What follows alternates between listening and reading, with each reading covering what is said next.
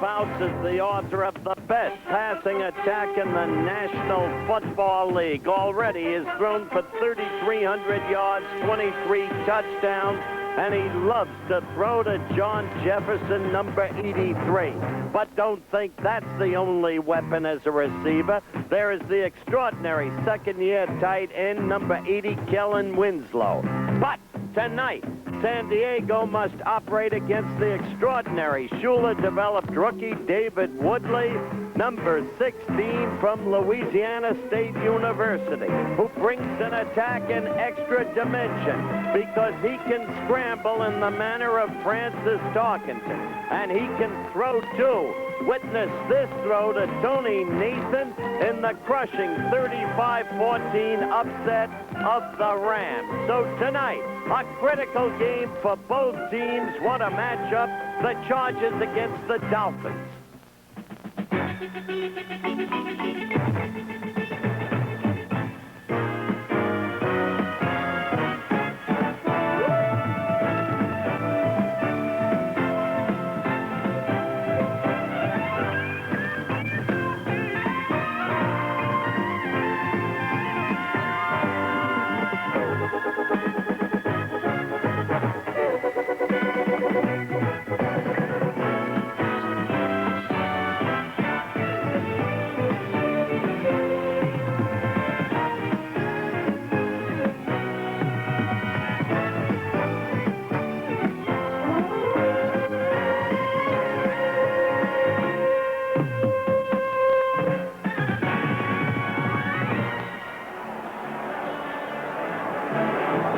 Beautiful night for football here in Miami. You're looking at a live shot of the Orange Bowl, the home of the Miami Dolphins, where tonight they expect their largest crowd of the season. Yes, Frank, you're right. The biggest crowd yet this year here for the Miami Dolphins. The standings tell you the importance of the game. The AFC East. Miami must win tonight and every remaining game to keep its playoff hopes alive. Can they do it?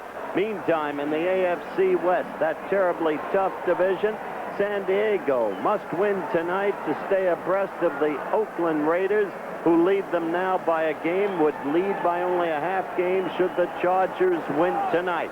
Meantime, San Diego under a handicap. Their chartered jet hydraulic problem last night. They didn't even get here till 2 in the morning, didn't get to bed till 3. We'll see what impact that has. For more on San Diego, the Gipper. And anyone who follows this game knows that San Diego features a passing attack. One of the reasons why, or 3 of them, of course, their wide receivers. The other, of course, their gifted quarterback, Dan Fouts. Winslow leads the AFC with receptions. Jefferson is in second place in the AFC, and Charlie Joyner third. This is their combination. It has been incredible. 21 touchdowns, over 2,700 yards between them. The pass they use occasionally. The run they use frequently. Francis, this young man is on the spot tonight. He is, and that young man is David Woodley, and he'll quarterback the Dolphins. They're depending on him to lead them into the playoffs. 1 year ago, he was down at LSU sharing the time with Steve Ensminger and playing only half the game there. But he was drafted in the 8th round by the Dolphins. They think he can do it. This afternoon, we talked to David Woodley about his career. What has been your toughest adjustment? Well, I guess dropping back in the pocket has been tough, and staying there, which is even tougher, because at LSU, basically we were a roll-out, sprint-out type of team, and we had very little drop-back passing, and just to drop back and read the defenses and then stay in the pocket when you feel pressure when there really isn't that much pressure, and that's been a tough situation. Do you ever change any of Schuler's plays that he sends in? No, Lord, you don't change Coach Schuler's plays. You just, if you feel it's a bad play, you just stick with it and hope something good comes out of it. David Woodley, the youthful quarterback who is directing the Miami Dolphins. Bob Greasy, by the way, was placed on the injured reserve only yesterday. He could possibly come back for the final game of the season. The 4 weeks, of course, allotted for injured reserve. Set to kick off the San Diego Chargers. Again, San Diego looking for a win tonight to stay within a half game of Oakland in the AFC Western Division. Of course, Miami, as we look at Don Besselou dropping deep. Miami, well, they have to hope that they're going to get help. They're 6-5 on the season, as we told you. And, of course, a win tonight, and they could move to within a game and a half of Buffalo And, of course, also New England is ahead of them. Baltimore, at the moment, is tied with them at 6 and 5. Set to go. Ralph Benushka will kick. Benushka hits it high, and Vesely takes it at the 5-yard line. And Vesely finds an opening on the left side, and he's out over the 40-yard line. The crowd roaring their approval. They're fired up down here in Miami. Jerome Dove made the stop, and let's take a look at the offensive unit. It will change considerably. Tony Nathan, a very gifted, versatile athlete, will open at halfback, but we'll see a lot of Del Williams tonight. The wide receivers, Cephalo filling in for an injured Duriel Harris, and we'll see 3 tight ends often tonight in the Miami attack. There it is, the offensive line that Don Shula would like to have had together at the beginning of the season. They came together some 3 weeks ago, and they have been improving markedly over the past 3 weeks. David Woodley directing the attack. Tony Nathan, right side, gets a block, stays on his feet. And Nathan out to the 48-yard line where he picks up a quick 6 yards. Let's meet the defensive unit. They play out of a 4-3. And the man to watch there is Gary Johnson at right tackle. He leads the NFL in quarterback sacks. The linebackers, good on the pass drop. Bob Horn, steady in the middle. And the cornerback, Mike Williams, out on the left side, number 29, one of the best in the business, and number 28, Willie Buchanan, also tops at his trade. Defensively, the Chargers, 3rd in the AFC after 11 games. They're best against the pass, weaker against the run. 2nd down and 4. Ball at the 48-yard line. Woodley will put it in the air. Woodley fires out to Terry Robisky, and Robisky is close to a 1st down over midfield into Charger territory. And we just saw what David Woodley must do tonight against probably the best pass rush in front 4 in football today. He's going to have to keep the defensive line off balance. He's going to have to use the rollout, the quick rhythm passes. Good call by Shula, good execution by Woodley. And apparently we will not see the measurement. The ball determined by referee Gene Barth, not to be close enough to call for the measurement. And pacing the sidelines, one of the greatest who's ever coached this game, Don Shula, and he's calling the plays, Howard. I really think this is his greatest year. Not a year that he will win the Super Bowl, doubtless. Not a year when he's had the great record, but with a paucity of manpower compared with the great teams of the early 70s when he had the people, he has made this a winning team. Witness the 35-14 victory over the Rams.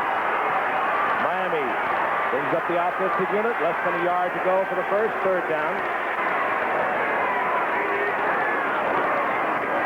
This is Del Williams. And Del Williams piled up at the line of scrimmage. And again, the 1st down. Dependent upon how they mark it. Nope. It is 1st down, Miami. And again, enthusiastic crowd here in the Orange Bowl tonight.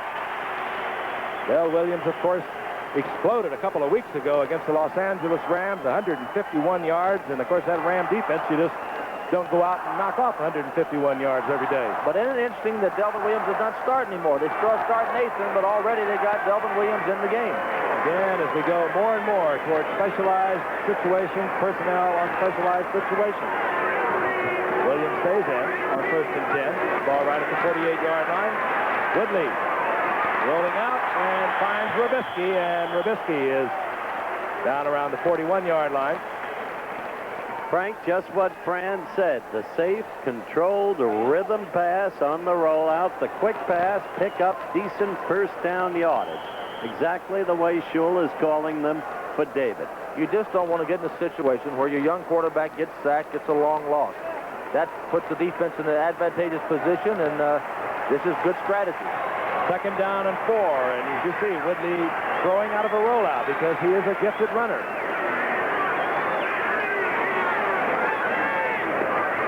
Draw play. Del Williams, huge opening. Williams stutter steps at the 30, but a good tackle, and down he goes. Del Williams getting another 1st down. Quickly on the stop was Glenn Edwards for San Diego. All right, here we are looking back now. Watch Williams take the ball in kind of a quick draw. This is any pass rush in line like this team is, they're vulnerable to a draw play. They're vulnerable to quick traps up the middle. They executed the draw very well. Fine block. Terry Robisky, number 38, who came to the Dolphins some 6 weeks ago after being released by Oakland. And along with Woodley, they put the spark into this offensive team a few weeks ago against Buffalo. First and 10. Ball inside the 31. Dale Williams again, following Robisky. The defensive line closing down after a gain of a couple. It'll be second down and 8. That's Grock Hunter. Hey, he's a great-looking kid, and he's just as wide-eyed as he can be. And he's got his head screwed on right. I talked to him this afternoon, and he said, you know, I understand that they love me now, but I know the role of the quarterback. There's going to be times when I lose and don't play well, and they'll boo me just like they have every quarterback that's ever played. It's good that he understands that at the tender young age of 21. On second down and a long 8, Jimmy Cephalo split to the left out there with number 89, Nat Moore. Again, Duriel Harris will probably not play tonight. He has a pulled hamstring.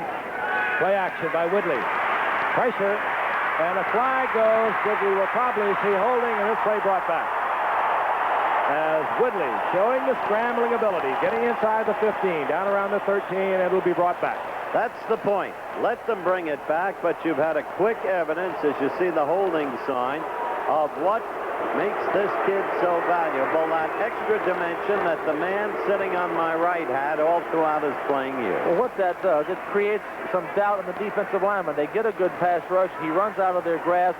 That will slow down the pass rush. They'll not be as aggressive. Number 79 offense, holding, still second down. John Giesler holding on the left side. And you can understand why, but you can also understand that San Diego leads the entire NFL in quarterback sacks. So we might get a few holding calls tonight. As you can see, just an absolutely perfect night for football. The humidity way down, temperature at 68 at kickoff.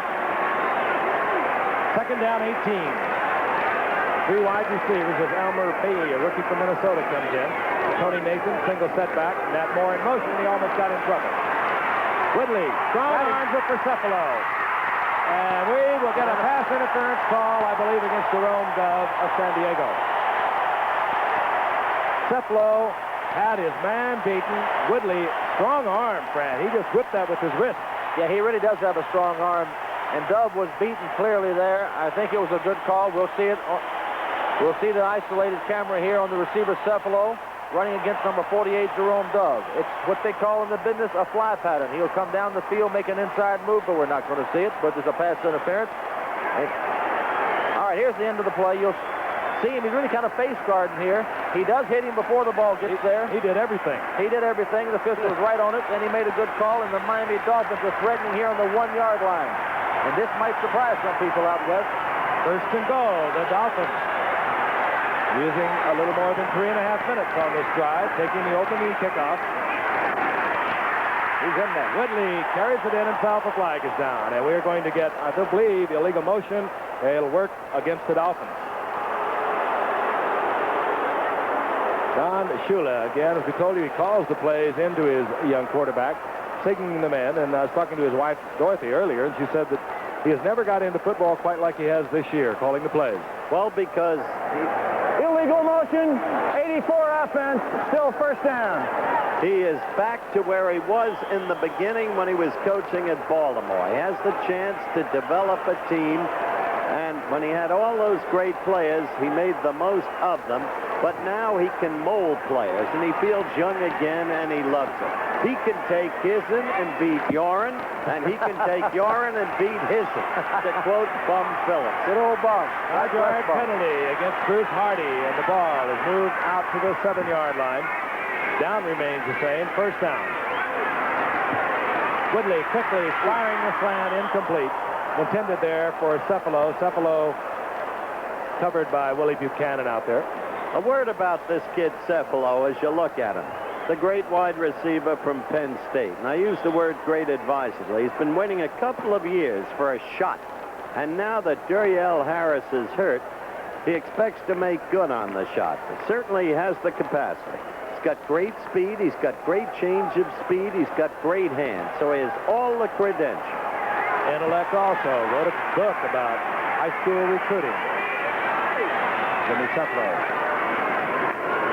Second down, straight ahead. Robisky behind Bob Kuchenberg and Mark Dinners. What a good call in that situation. It's 2nd and 5 on the inside the 10-yard line. They got to be in a pass rush situation. Shula called a trap play up the middle. A brilliant call, well executed. They caught San Diego, and the defense, they want to watch here right up the middle.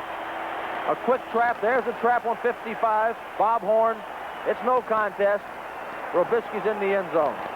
That stand-up block on Horn by Bob Kuchenberg, the veteran guard from Notre Dame. Been around 11 years. Back where he belongs, playing guard.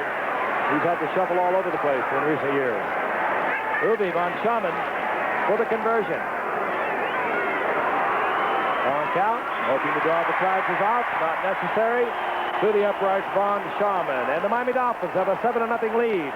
And they used up nearly 4 minutes. We'll be back in a moment. Terry Robisky roaring in on a terrific call from Don Shula on the sidelines. San Diego had to be thinking pass, as Fran mentioned. Little fold block. Kuchenberg with a tremendous block on the middle linebacker, Bob Horn. 6 points, Miami. And they are really fired up, this Miami Dolphin ball club. Well, Giff, the thing about the drive, it wasn't San Diego's defense was so bad. It was a brilliantly called drive by Shula on the sideline, and the Dolphins executed it. And they made it look easy. Von Schaman bangs it. Taken by Mike Fuller at the 8-yard line. And Mike Fuller out over the 25 to the 27-yard line, and we'll see the San Diego offense for the first time this quarter. Dan Fouts, of course, the gifted quarterback, at a tremendous pace, much ahead of his record-breaking yardage pace from a year ago. We'll talk about that further. Mike Thomas is in there as a starting setback. The much-discussed Chuck Muncie as a sore knee. We don't know whether we'll see him at all tonight. And we told you about the 3 wide receivers, Jefferson, Winslow, Joyner, over 2,700 yards between them. That's Winslow, the tight end in motion. Fouts, not fooling around, puts it right in the air, and it's not handled by Kellen Winslow out of the 30-yard line. And defensively, a lot of changes we'll see tonight for Miami. There's the 3-4 that they'll operate into at the beginning of the game.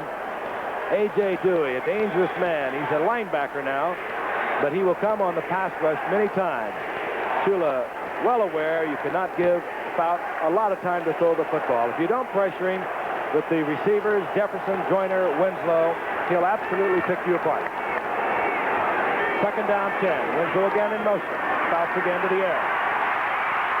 Puts it out, and it's complete out there to Mike Thomas. And Mike Thomas, close to a first down. I believe he has it, out at the 38-yard line. Interesting to look at Mike Thomas, because quite apart from being a pass receiver, San Diego, which tried to start developing a running game with the acquisition of Chuck Muncie, had a turn last week against Kansas City to Mike Thomas, who came in and gained over 100 yards for them after Muncie had hurt his knee in the early going. There he is, of course, great years with the Redskins. Fouts again, first down. We haven't seen the running game. But why, when you have receivers like this, and Kellen Winslow is out close to another first down, Glenn Blackwood is there. When you said why, Frank, you raised a good point as we take a ground-level look at that quick pass to Winslow. Here comes Fouts. He's looking the defense off. You see him look to the left. He's going to come right back over the middle of the Winslow, a mark of a veteran quarterback. Now, San Diego broke from the barrier with 4 quick wins. They were 4-0. Then they decided to try to develop a running game. They got Chuck Muncie, who is unquestionably a ball player of great excellence. But ever since they've started to mix up their game, passing with the running, they have lost 4 of their last 6. They're not the same team. So when Frank said, again the pass and why not, that's what he meant. And you saw the man that thinks nothing but pass, and throughout his entire coaching career, Don Coryell. First and 10. Thomas, left side, burned in, hurt it there defensively right at the line of scrimmage, and they may mark it with his progress for a gain of 1. Mike Thomas, Howard mentioned the game that he had a week ago. He's coming off knee surgery, but he hurt that knee playing racquetball a year ago. And if he can play back to the years he had, the good years at Washington, he had a 1,000-yard season there in '76. He will be very effective. Again, the biggest crowd this year at the Orange Bowl. Second and 9. Jefferson in motion. That'll put him over there with Charlie Joyner. Out of the backfield comes Clarence Williams. He does not hold on at the 45-yard line. Hovering nearby, Gerald Small, the gifted cornerback for the Dolphins. It'll be 3rd down and 9. One more point that you were trying to make there, Howard, on Muncie. Whenever you bring in a player the caliber of Muncie midway during the season, you've already got a veteran offensive team established, the passing game established. It's very hard to blend him into the offense at that point. If you had him in training camp, it would be easier. Certainly he is a gifted athlete, as you see him there. 3rd and 9. Another wide receiver in, Ron Smith. You can see they leave one step back. They leave Kellen Winslow in, the tight end, but he plays in the wingback spot. Foul. Beautiful shot out to Charlie Joyner. And Joyner dancing inside the 35 to the 33. First down, San Diego. There is simply no way, Frank, as you know, to overemphasize the excellence of Charlie Joyner, number 18. First and number 2 draft choice for Houston. Look at it again. Out of Grambling College. He is a superb wide receiver, maybe principally because he is so fearless and so precise in the routes he runs. Utterly fearless. First down, 10. Fouts has not run the football yet. Fires, and it's complete over the middle to Kellen Winslow, and Kellen Winslow another San Diego first down. Well, the problems they present you, they've got so many receivers to go to, and he's using them all. He's got 2 great outside receivers. He's got about as good a tight end as you can have in football. He throws to his back. He's got a great pass blocking offensive line, and you'll notice that Fouts is taking quick rhythm passes. He's not giving the defense a chance to sack him. Fouts has put it on the ground once, but his game is air, and you can see it tonight. Winslow in motion, flooding back to the left, trying to isolate receivers. Fires in for the little one, Charlie Joyner, down around the 10-yard line.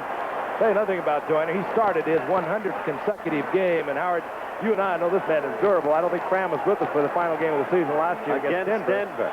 He went right into the locker room twice, and he finally staggered back out, caught a 32-yard touchdown to win the game, win the division for San Diego. This man, Charlie Joyner. And that was Dan Fouts' best throw of the night. He just barely got it in over the outstretched hands of A.J. Dewey. First down, goal to go. The ball inside the 10. Mike Thomas cuts back inside the 5-yard line. A.J. Dooley in pursuit over there, getting help from a sliding burned-in Herder. What's interesting about this drive, it seems to me, Fran and Frank, is that it would have been easy to say after Miami poured through San Diego, this team's not up for the game. The forced landing at Oklahoma City caused fatigue and all the rest. Instead, look at them come back with life. We got us a football game. Second and goal. Jefferson left, Joyner right. Mike Thomas will try the left side. And a good open field tackle. Hustling up there, Don Besselou, the second-year man out of Georgia Tech, who replaced a great pro back there, Tim Foley, and Besselou is doing a fine job. And this is why you need a running game. And it's hurt San Diego last year, and it's hurt them this year also. Because when you get inside the 6 or 7-yard line, you need to be able to run the ball in. They tried twice, come up with nothing. Now he's got to throw it. There's only 15 yards to work with down and to throw it. And it is tougher. Jefferson right. Joyner left. Kellen Winslow stays in the lineup. 3rd and goal. Jefferson in motion. Out looking for Winslow. And he finds Williams in the corner. And I'll tell you, absolutely dead solid perfect. That is some pass that Mr. Fouts threw right there. You just cannot throw it any better. He's brought his team back. He's done what great quarterbacks are supposed to do. He's turned the momentum back around his favor. There he is. Great pass blocking. You see Ed White working in there. He has to throw it perfectly. Wasn't bad coverage. Clarence Williams makes the reception. That was a great pass. Yes, it was. And Frank used a great phrase, dead solid perfect. The title of a Dan Jenkins book for a term usually reserved for golf, but properly used here, Giff. Bernushka. And Bernushka puts it through, and we got a tie ball game. There'll be no punting tonight, I don't believe. With 6:21 remaining in the first quarter, it's tied up. Dan Fouts going the length of the field. He used 4 different receivers and was on target with all of them. The East against the AFC West.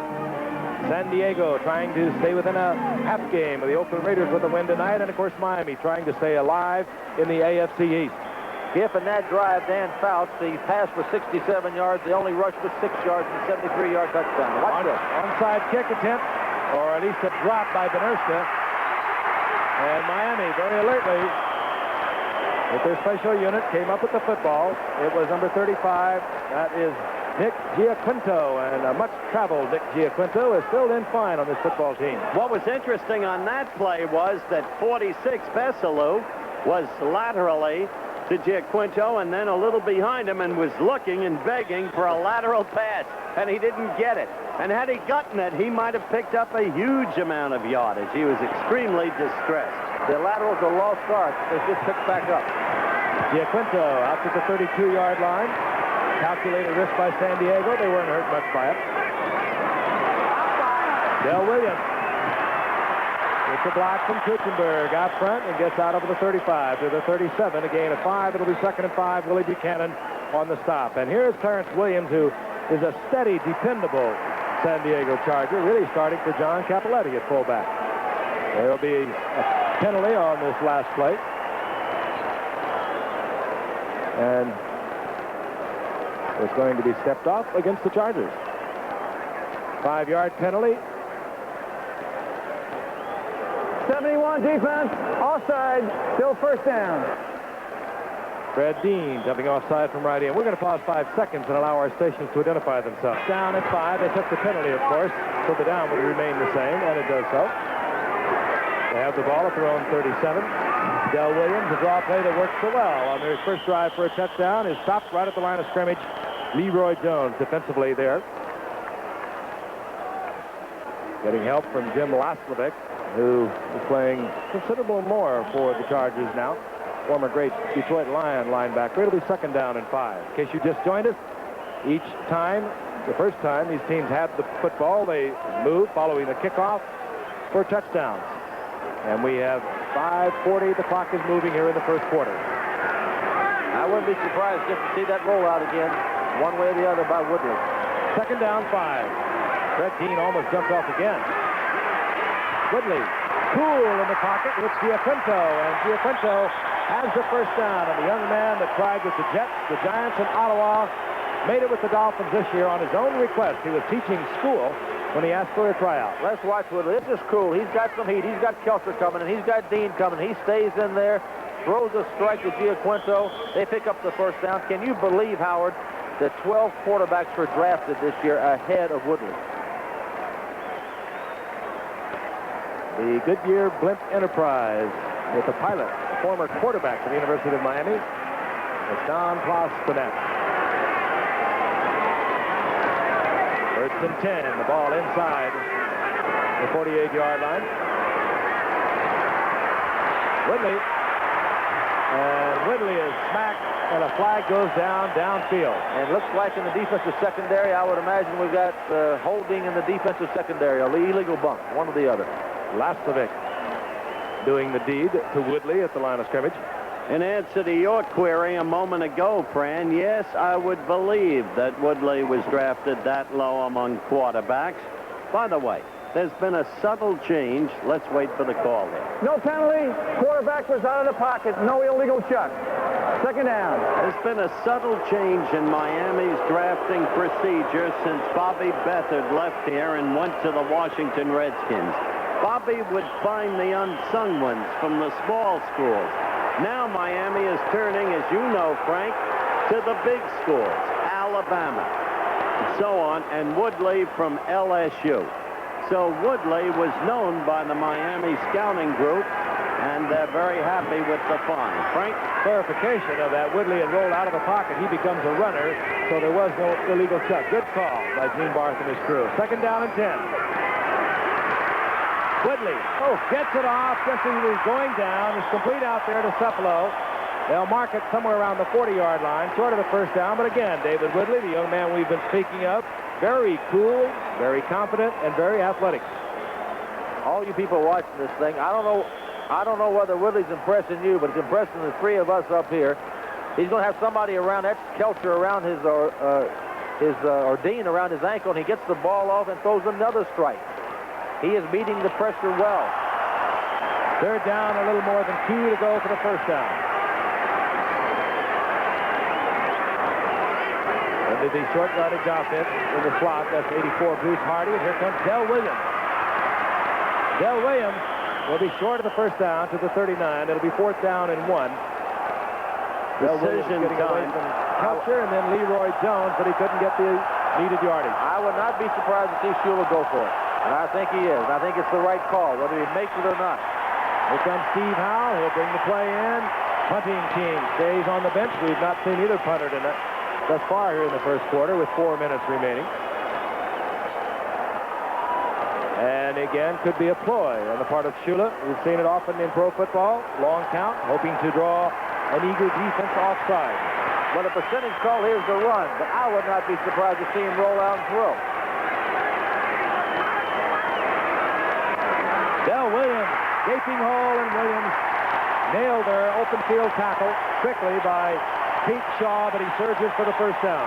At the very top of the telecast, as Frank identified the Miami offensive line, he made the point this was the line, as you look at Williams' statistics, that Shula would have liked to have had together at the start of the season. The offensive line has been a problem ever since that enormous line of Shula's in the early 70s finally fell prey to age. People like Little and Evans. But now they're together again. They're showing it tonight. Gift. That below right, Moore is to the left. 1st and 10.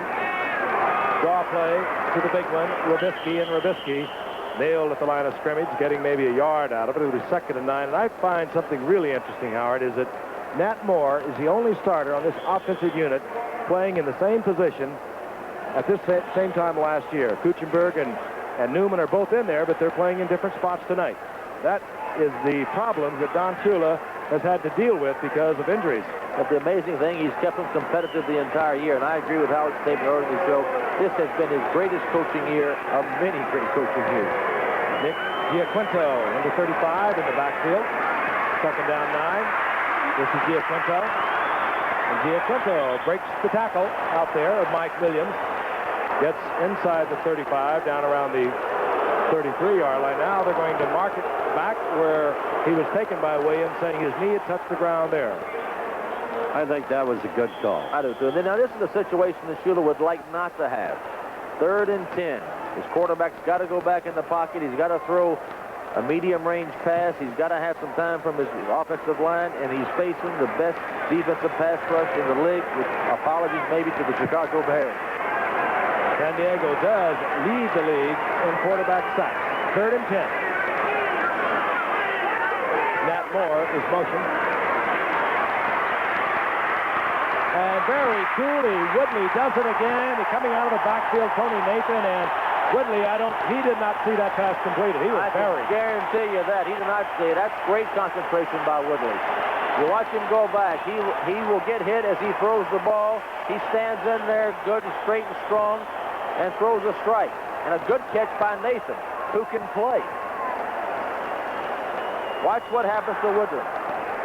Wasn't like this down in LSU. Hello, my name is Fred Dean. And he will see a lot of Fred Dean tonight. 1st down 10. Inside 1 minute remaining in the first quarter. We're tied at 7.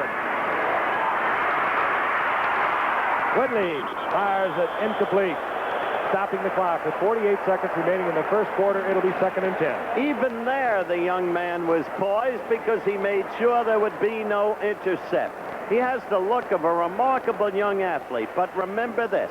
He is getting the discipline, the leadership, the coaching of one of the great men in the contemporary game. And that's what helps a quarterback develop, does it not? Also, that was Woodley's best throw of the night. He didn't even complete it because he threw it out of bounds, and that's where he should have thrown it. Right. 2nd down 10. Suplo, 81 left. Matt Moore, 89 to the right. Woodley in trouble. And with his arm in motion, they are not indicating it was incomplete, so it's going to be San Diego's football. Woodley, powdered by Leroy Jones, fumbles the football, and coming up with it, big number 79, Gary Johnson, who perhaps is having his best year ever with the Chargers. They don't call them big hands for nothing, Gift. Watch it here. You'll see Woodley under extreme pressure again. When you get this kind of pass rush, things happen. He's standing in there, stepping up in the pocket. Ouch. And he gets hit before he gets his arm going. Leroy Jones, that's his 13th and a half sack thus far in the season. He came into tonight leading the league, and there he is, 5-year man out of Norfolk State, Virginia. We'll be back. Down and 10, the San Diego Chargers have the football once again. The turnover. Gary Johnson recovering the fumble of David Woodley of Miami. About Still has thrown the ball one time. This time, Kellen Winslow does not hold on. And Fran, let's take a look at the problems of Woodley a moment ago. Here's the play again, and all kind of pressure. Fred Dean coming in. Jones coming in from the other side, who will make the sack and cause the fumble. Woodley never saw him, had no chance. And the turnover for the Chargers. 252-pound Gary Johnson. That's smart. 33 seconds remaining in the first quarter. Second down and 10. The Chargers at their own 33. Mike Thomas. Draw play. Thomas stays on his feet and hustles out close to the 40, where it'll be third down, and we'll call it 4. That was a good call. Very hard, by the way, to pass block San Diego out of the play when you've got a pocket quarterback. Yeah, when you're back in the pocket, you're taking a longer time to throw the ball down the field. It is difficult. You've got to have quick rhythm passes and roll. That's what the Dolphins have been doing most of the night. 3rd and 4. This is a pass down for the Chargers. And time will run out in the first quarter. San Diego does not choose to get another play off. Dan Fouts trots over to the sidelines to confer with Don Coryell. And we'll be back in the Orange Bowl in a moment. Founded by a couple of you-know-what athletes, ball players. And it's a fun way to spend Thursday night. It is so far, I'll tell you that. It's a good game. Hope Let's you're get back enjoying to it. 7-7 as we begin the second quarter. And again, I'll remind you, San Diego trailing Oakland in the Western Division of the AFC. Oakland with an 8-3 mark. They've been tremendous. San Diego, a win tonight, stays within a half a game of them. And they will throw. Miami just trying to stay alive. Third down, 4. Fout. Winslow almost picked off. Pete Shaw. He had it, too. You don't want to drop those times. Good effort, Pete. Fourth down. All right, the first quarter stats. First downs almost even. Rushing, advantage to Miami. Passing to San Diego. Possession time, heavily in favor of Miami. So there it is. Rick Partridge will deliver the first punt of the night. Oh, and he bangs it high. Tony Nathan awaiting at the 15-yard line. And Nathan tripped up at the 25-yard line, out close to the 26-yard line. 45-yard punt, and we want to remind you, big weekend in college football coming up, but they get it on. First down and 10, Miami. They'll try to come back from that turnover a moment ago. The defense held for them. Del Williams on first down, back to the line of scrimmage and smothered there. Leroy Jones, who has been superb tonight, a defensive left end for San Diego, on the stop. On San Diego's last series, Frank, they had a chance to take early command of the game, but they couldn't execute a first down. Now Miami has a chance, after having had an earlier chance when they were in San Diego territory until Woodley was sacked and fumbled. They've got a chance to reassume command of the game. So these series have an importance. Second down, 10. David Woodley, the rookie from LSU, directing the attack. Out of the flat, Giaquinto. Giaquinto attracts a large crowd. Sliding out first was Brett Dean. He was joined by Mike Williams. Dean, very agile at that defensive end spot, number 71. Came back a little late this year to training camp, but he picked up where he left off. He had 7 sacks coming into tonight. The leader along that line, of course, Gary Johnson, who got his 13th and a half, the way they count them now in the NFL. That graphic and evidence of why Miami has come to life in the last 2 games against the Rams and the 49ers. Third down, long.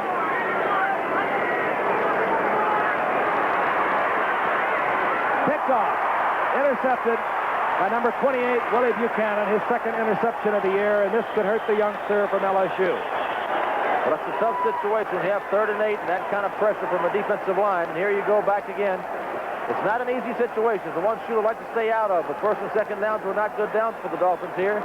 He had Joe Rose, but Buchanan was there. And boy, has he been a great one over the years. Most of his years.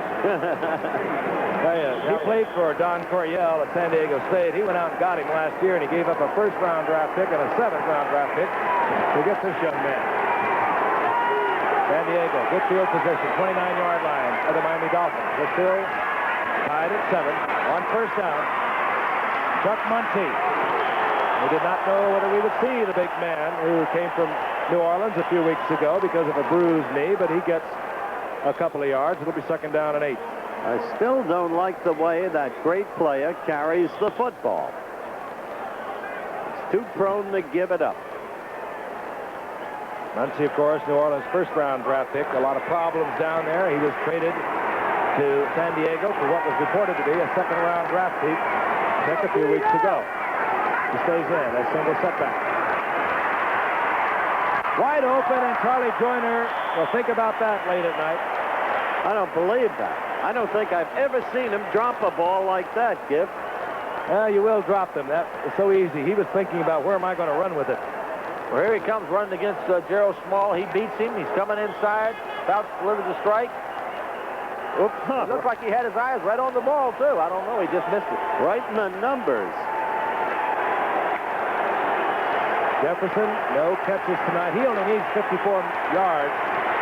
John Jefferson to go over 1,000 yards for 3 consecutive years. Fouts lumbering forward for the first down, down around the 15-yard line. Kim Bocamper made sure Fouts stayed there. And lumbering is the proper verb. He is not what you'd call a runner. 15 times for 7 yards. 1.5 yard per carry, but that was an effective play there. The Dolphins played perfect defense. Fouts ran the ball effectively, got to 7 or 8 yards for a first down. He kept this drive alive. Hey, if he keeps on the same pace, averaging 300 yards a game, he will throw for 4,800 yards this year. No reason to think that he can't do it. He set the NFL record a year ago, and here on first down, Muncie over the left side behind Billy Shields and Doug Wilkerson for a couple. They'll give him 3. It'll be second down and 7. Who is that young lady? You know, it's interesting to me, Gift. San Diego has a wonderful offensive line. They're great pass blockers, but they really haven't proven to be a great run-blocking team. Yes, definitely 2 different techniques. Usually an offensive lineman is good at one or the other, seldom both. Second down. Fouts will go down as Fouts goes down to the sack. Bocamper, who plays linebacker, but also plays defensive end as well as most defensive ends. Well, we've talked about Bocamper many times. He's built in a manner only bigger and stronger than the very great Ted Hendricks, but he doesn't begin to have Hendricks' consistency. That's his problem. Well, let's look at it again. Here comes Danny back in the pocket. Bocamper beats his man. Fouts has no problem. He got a face mask, I think, guys. I think he got him by the face mask, and he got away with it. But a good play by Bocamper. Doug Betters was in there, too. Third down, 13. The Dolphins stiffened after the first turnover. Can they hold again? A huge crowd exhorts them. Joyner, incomplete in the end zone. It'll be fourth down, and we'll see Ralph Benuska. Well, you've got to give the Dolphin defense credit. They dodged a bullet here. Orange Parker's got him playing very well. He sure does. Benuska, of course, a great human interest story. We did an up-close and personal on him some weeks back when we had San Diego against Dallas. But he's been having great difficulty, Frank, as you know. A bad game against Kansas City this past Sunday. 37-yard attempt. He has missed the last 6 attempts. Benuska will feel better following that one as Miami gets off. With San Diego just picking up 3 points. But San Diego takes the lead with 10:30 remaining in the first half. They lead 10-7. Orange Bowl, where tonight a crowd of 60,000 was expected. As we look around this center below structure, we can see that it's practically full. It could go well over 60,000. San Diego has just taken the lead. 37-yard field goal. Ralph Benuska set to kick off. Deep is Don Besselou for the Miami Dolphins. Fine effort by the Miami defense. 2 turnovers. They only were able to give up 3 points. Besselou bobbles it, picks it up. Oh, my goodness. Ooh, and making the save was Shaw out there for San Diego at the 29-yard line. Besselou found an opening and could have popped that. That's an interesting player. He came out of Georgia Tech, wasn't highly regarded, but he's been a big play man for the Dolphins. He was a big play man back at Georgia Tech. Well, he's become the leader in the defensive backfield in the absence of Tim Foley. He's really been very effective. But again, Frank made, it seems to me, the key point. 2 turnovers, and all San Diego could get was 3 points. So Miami is holding together. And Berners-Lee kicks better with no sleep. And that's the truth. First down, 10, Miami.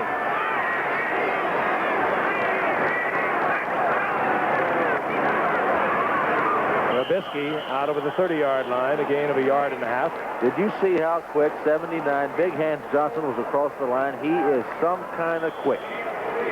Well, they're a tremendous front four. Oh, they really are. They're on this side, 71, as you look at Dean and Johnson, they're not only big, but they're quick and they're fast. Tremendous pass rushers. Second down and 8. No, we'll pick it up later, Frank. Go on. Ball just inside Miami's 32-yard line. 9:45 remaining in the first half.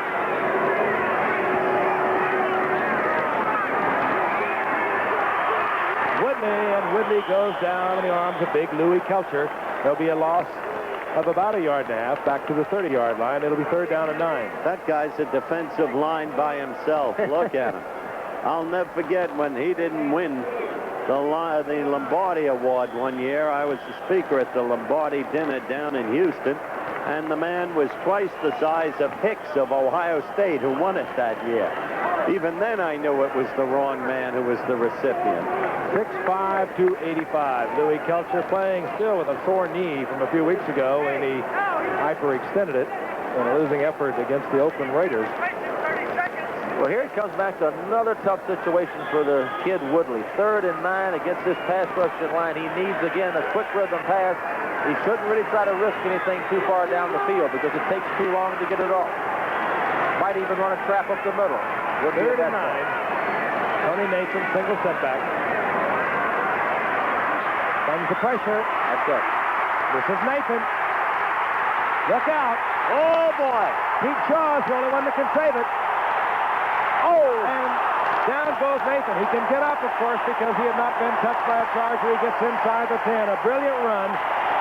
It was Joe Rose who was out in front of Nathan that tried to throw the block. Nathan tripped over Rose, but nevertheless a great effort.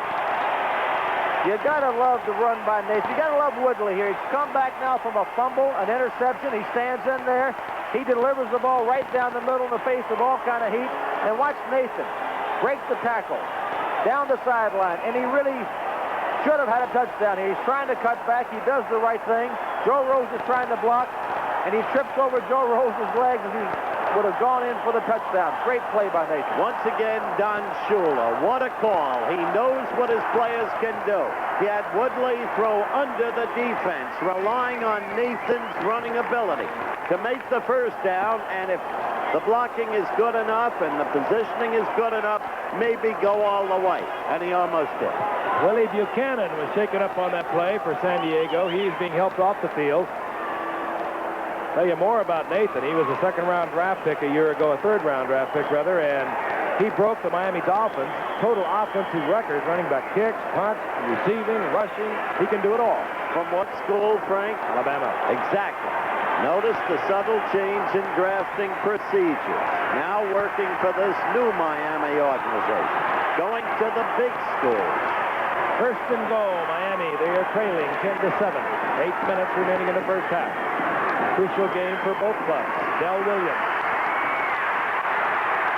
Williams is on his feet, and he's hammered down there close to the 5-yard line. Well, that's a great effort by Delvin Williams. He really didn't have much to work with out there. He made most of it on his own. Good determined run. Remember, this is a vital game. They all are at this stage of the year. Miami must win to keep its playoff hopes alive. San Diego must win to move within a half game of the puzzling Oakland team, which played poorly against Seattle, but still yet won. Oakland at 8-3, San Diego at 7-4. And watch the back from the tight end. The Second down goal. Ball at the 6.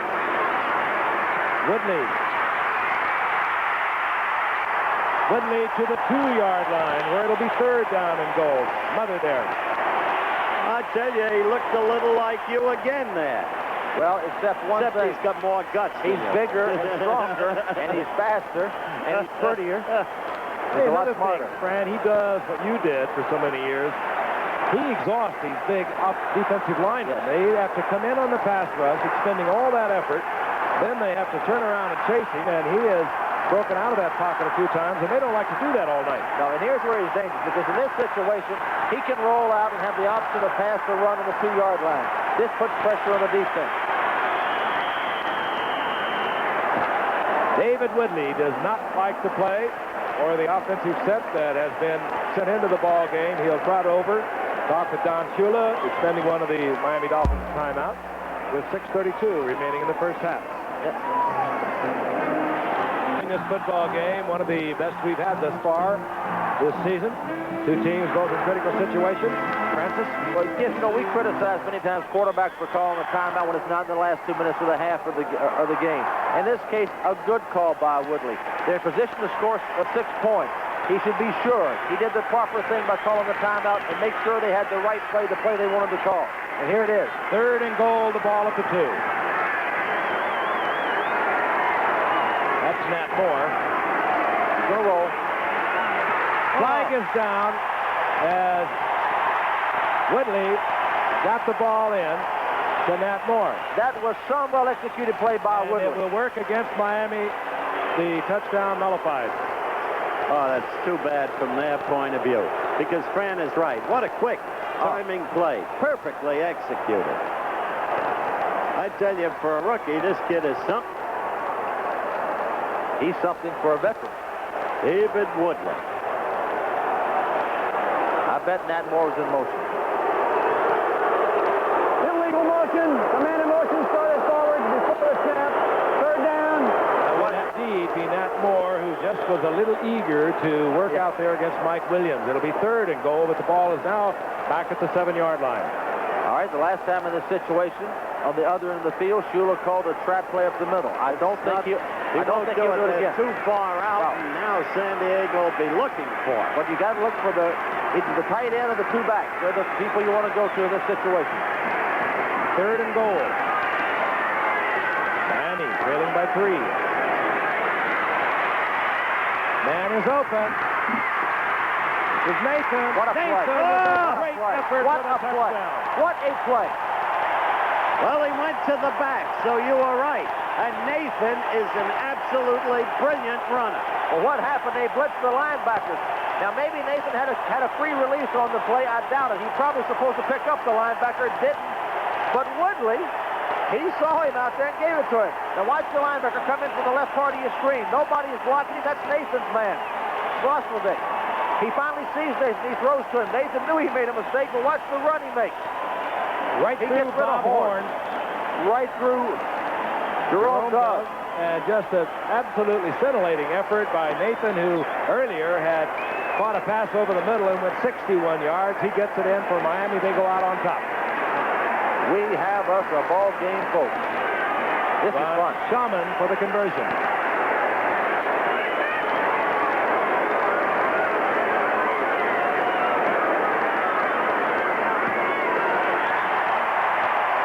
Shaman puts it through the uprights, and Miami leads 14-10. And this young man, highly responsible, playing along with a youngster at quarterback, David Woodley. We'll be back in a moment.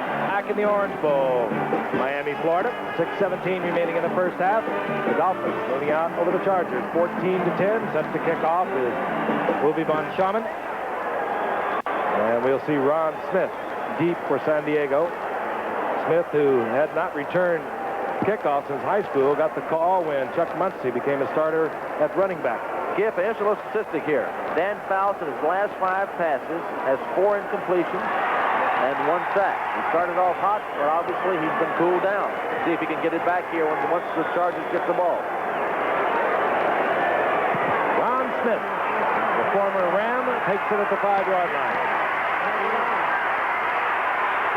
Smith is pounded out around the 27, gets over the 30, close to the 32-yard line, where out comes the throwing machine, Dan Fouts.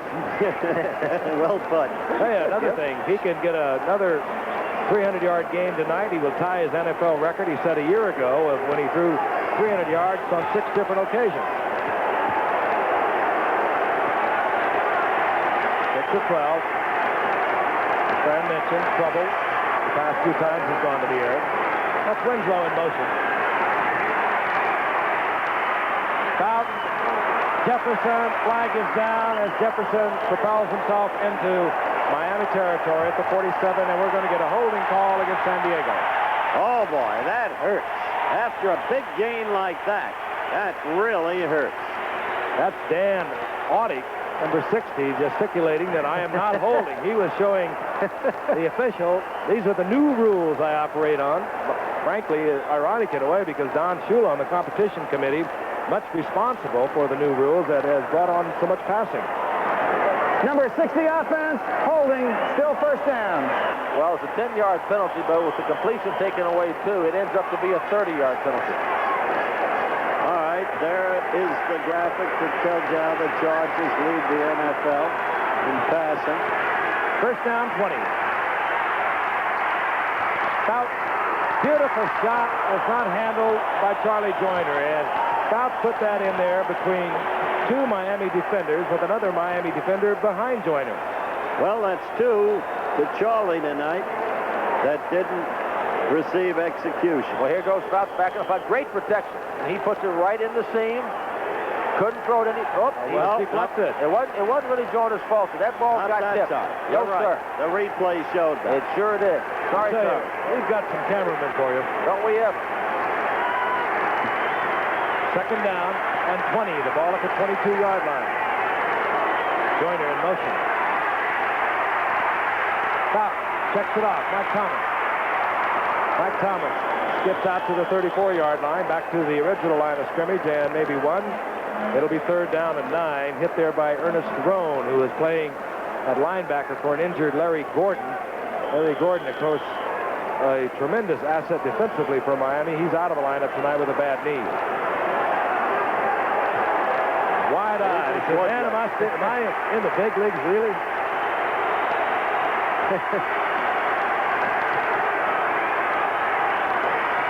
Third down. They mark it at the 34, so it's 3rd and 8. Stout. Winslow. The crowd will love it as Winslow goes down first in the arms of Don McNeil. Gets a yard. He needed 8, and out comes the punting unit for San Diego, which is stalled offensively. Don McNeil was the first-round draft choice of the Dolphins again from Alabama. He looms as a probable defensive rookie of the year in the entire league. There's Mr. Everything, Tony Nathan, awaiting the punt of Rick Partridge. Fair catch, however, called for and made back there by Don Bessalou. So Miami will have possession, good field position, out at their 28-yard line with 4:33 remaining here in the first half. Miami playing inspired football against the San Diego Chargers. We told you earlier they were to fly into Miami last evening, the San Diego Chargers. They had airplane trouble in Oklahoma. They didn't arrive till about 2 or 2:30 in the morning. They only had 1 day to prepare for this game, having played Kansas City on Sunday. So a tired football team, the San Diego Chargers.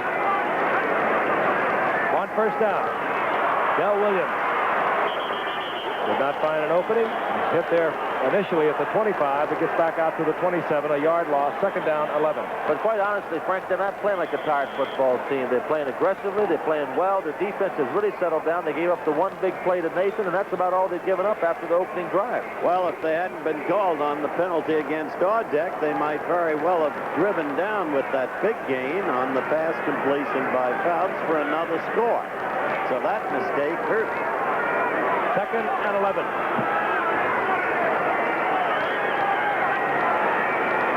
Del Williams. Kuchenberg out front. Williams out to the 30-yard line. Gets 3 of it. But it'll be third down and 8. We're back to that tough situation again. They've had it now 4 straight times, 3rd and 8. The last time he hit Nathan for a big play. I would expect him to hit another quick rhythm pass, which means he's going to hit one of his backs quickly or the tight end quickly. Yeah, but it's tough when you got the long yardage on 3rd down consistently. They got away with a very exceptional play on the pass underneath the defense to Nathan with the concomitant great long run that set up the touchdown. Can't do that all the time. 3rd down and 8. Nathan again, single setback. He works both left and right out of the backfield. And thrown behind Nathan, almost intercepted. Woody Lowe was there, and Miami will punt. Now the reason, as we watch this play here from the ground level, when Willie's going back, Nathan's got an option to cut either outside or inside. That's why Willie had to wait so long. Caused him really to hesitate with his throw, and he threw it behind Nathan, and it was almost intercepted by Lowe. Again, it was the short throw, basically underneath the defense. It would not have made the first down if Nathan had caught it and been immediately down. But it was Robert. Mike Fuller, a dangerous return man for San Diego, awaits the ball at his 25. Roberts hangs it high, driving Fuller back inside his 20. I think he lost it in the light, Frank. He had signaled for the fair catch and would probably have made that fair catch, but he very wisely got away from the football, and San Diego has possession. They are at their own 17-yard line. We'll be back. Ah, sweet lips. A lot of activity here tonight at the Orange Bowl. Monday Night Football on Thursday night. And a partisan Miami Dolphin crowd on a huge one. 1st and 10. San Diego trailing 14-10 from their own 17. This is Williams. Picking up the string, turning back inside, pays for it, out to the 23-yard line. Gain of 5. It'll be 2nd down and 5. You know, it's a terrible burden on a quarterback who has to pass when there is not a running game to go with it. And you notice they're doubling the wide receivers tonight. Miami is, and Dan is not connected with a bomb tonight. He loves to throw. On 2nd and 5, Muncie. He can run. Chuck Muncie breaking the tackle just at the line of scrimmage. Breaks it off down close to the 25-yard line. That's exactly what they needed. They really did. Does that take the heat off that QB, number 14? Here's old Danny Fouts. This just shocks him to get this kind of play. Muncie takes it out. Pretty good blocking. But look at that. He breaks 2 tackles. He breaks a 3rd tackle, Bessalou. And down the sideline he goes. He's 230 pounds, and he can run. Hopped right through Rusty Chambers and takes it all the way down inside the 25-yard line. As the 2-minute warning is sounded, Muncie has sprinted for 53 yards. San Diego is threatening. 2 minutes remaining at halftime here in the Orange Bowl. Good football game. Chuck Muncie has just gone 53 yards. Chargers trailing by 4, 14-10. Jefferson, who has not caught a pass thus far tonight, split out to the left by Fouts on 1st and 10. Screen out to Mike Thomas. And Thomas to the 20-yard line. That's it. It's Ralph Ortega. Nails Thomas. You know, Giff and Howard, Thomas looks quicker to me. Looks as quick as he did back when he was with the Redskins in the good years. Now, they say he's lost some weight this year. Whether that's it or not, he may be more healthy this year. But one thing, he's quicker tonight than I've seen him in a couple of years. Took off 10 pounds. Made a difference. 2nd down, 5. Draw play, uncharacteristic of Dan Fouts, and Clarence Williams was piled up at the 20 by a shocked Miami defense. Big Bob Baumhauer plays that middle tough. Fouts will call timeout, and San Diego will have 2 remaining with 1:25 remaining in the half. Fouts moving over to the sidelines. For 1 field goal. And Enterprise from Pompano Beach, Florida. Cameraman up there is Charlie Mitchell flying around with Captain Don Pasternak, as I mentioned before, a former University of Miami quarterback. Great night for football and an exciting game. Any doubt he's going to pass here? There was a loss of about a half a yard, so it's 3rd down and 6. Fouts right on target, and Joyner stepping out of bounds, stopping the clock at the 10-yard line, 1st down. And Charlie's a little mad at himself. I think he thought people were closer to him than they were, and he could have gotten on down the field for more yards. Maybe so, but it was still a perfectly executed play. He threw to the right man. He's had trouble reaching his wide receivers tonight. Witness the fact, as Frank mentioned, that Jefferson hasn't caught a pass yet. That figures to change radically in the 2nd half. Change in the offensive personnel. In comes Muncie, 46. Clarence Williams, number 40. 1st down and 10, and this is Muncie, and he's hammered as he gets inside the 10 to the 8. A.J. Dewey, a former defensive end, sliding out there with Doug Betters, and a flag is down at the line of scrimmage. Illegal motion against San Diego. That will back the Chargers up 5. Down will remain the same, but time is a factor. 1:14 as we see Glenn Blackwood holding his shoulder, coming off the free safety for the Dolphins, and he is hurt. Well, what this does with this penalty against the Chargers, it forces Fouts right into a pass offense. Although the Dolphins may refuse this penalty. And let's see. Illegal motion, 63 offense, refused. Second down. That, of course, is Miami's choice to have the Chargers use up and down rather than making it 1st and 15. Interesting. Not a bad decision. I would rather have the Chargers there than back on the 15 with 3 throws at the end zone myself. Your defensive backs can play much more close. Yes. In this area. Doug Bedoin, by the way, is in a free safety replacing Blackwood. Jefferson in motion. Fouts quickly. Touchdown, Charlie Joyner. And do they strike fast? Oh, what timing. That's pretty. That is a tough man right there, Mr. Fouts. He has developed into a truly great quarterback in this league.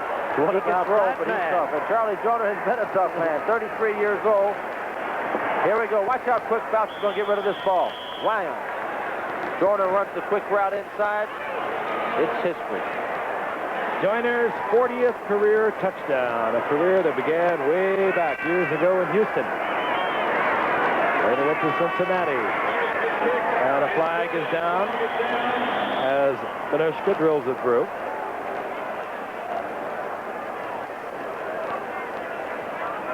Discussion being handled out there by our referee tonight, Gene Barth.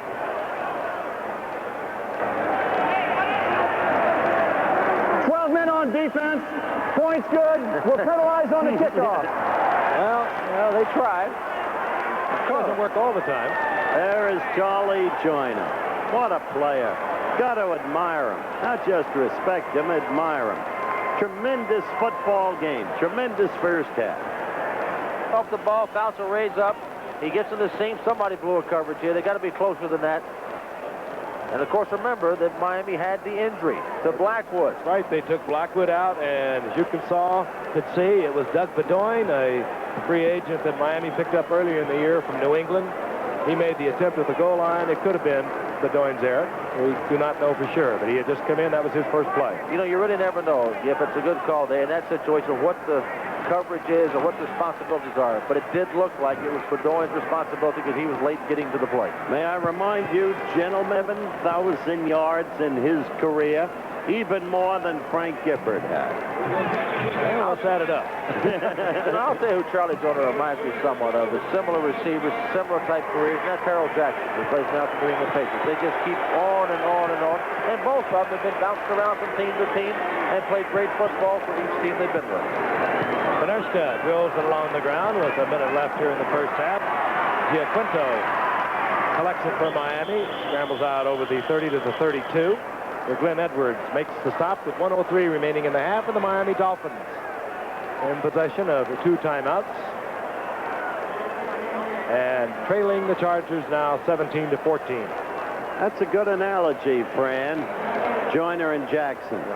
Joyner, of course, beginning with Houston, going to Cincinnati, then on to San Diego in a simply superb trade for the Chargers. Here we are. Now, this is Woodley had been in a lot of these situations. They've got plenty of time on the clock. 1 minute, 3 seconds, 2 timeouts to get in field goal position. Might be that Don Shula would not like to have him hurt at this point, too, and he might just decide to run it out. Nope. He's going up. Screen, a safe play out to Del Williams. Williams met by Bob Horn at the 35-yard line. A gain of 3. It'll be 2nd down 7. Seconds ticking away. Miami showing no inclination to stop it. And as you look at Woodley, he's looking for the play. Now, this is when it's a disadvantage to be calling the plays from the sideline. Because normally your team would go up to the line of scrimmage and call the play from the line of scrimmage. They're wasting valuable time here. Breaking arm trying to wig-wag 2 plays in a row in, wouldn't you? Yeah. 2nd down. Flag is down. Good throw. Fire is complete. Giaquinto, who has the yardage for the first down, but again, a flag is down. Against the Chargers, looks like. No, nope. Illegal motion. Works against Miami. This will bring it back. 22 seconds now remaining in the half. Wonder why Don didn't call timeout before that play. Well, he's only got 2 timeouts, Howard. You like to save those if you possibly can. Yeah, but you were down into the 22nd area. Number 80, illegal motion. Still second down. Joe Rose, the rookie from California, illegal motion. Down remains the same. Second down and 12. The ball back at the 30. Now it wouldn't be bad strategy to run it out. With 22 seconds left, you don't want to turn the ball over here. Take what you got, heat up again the second half.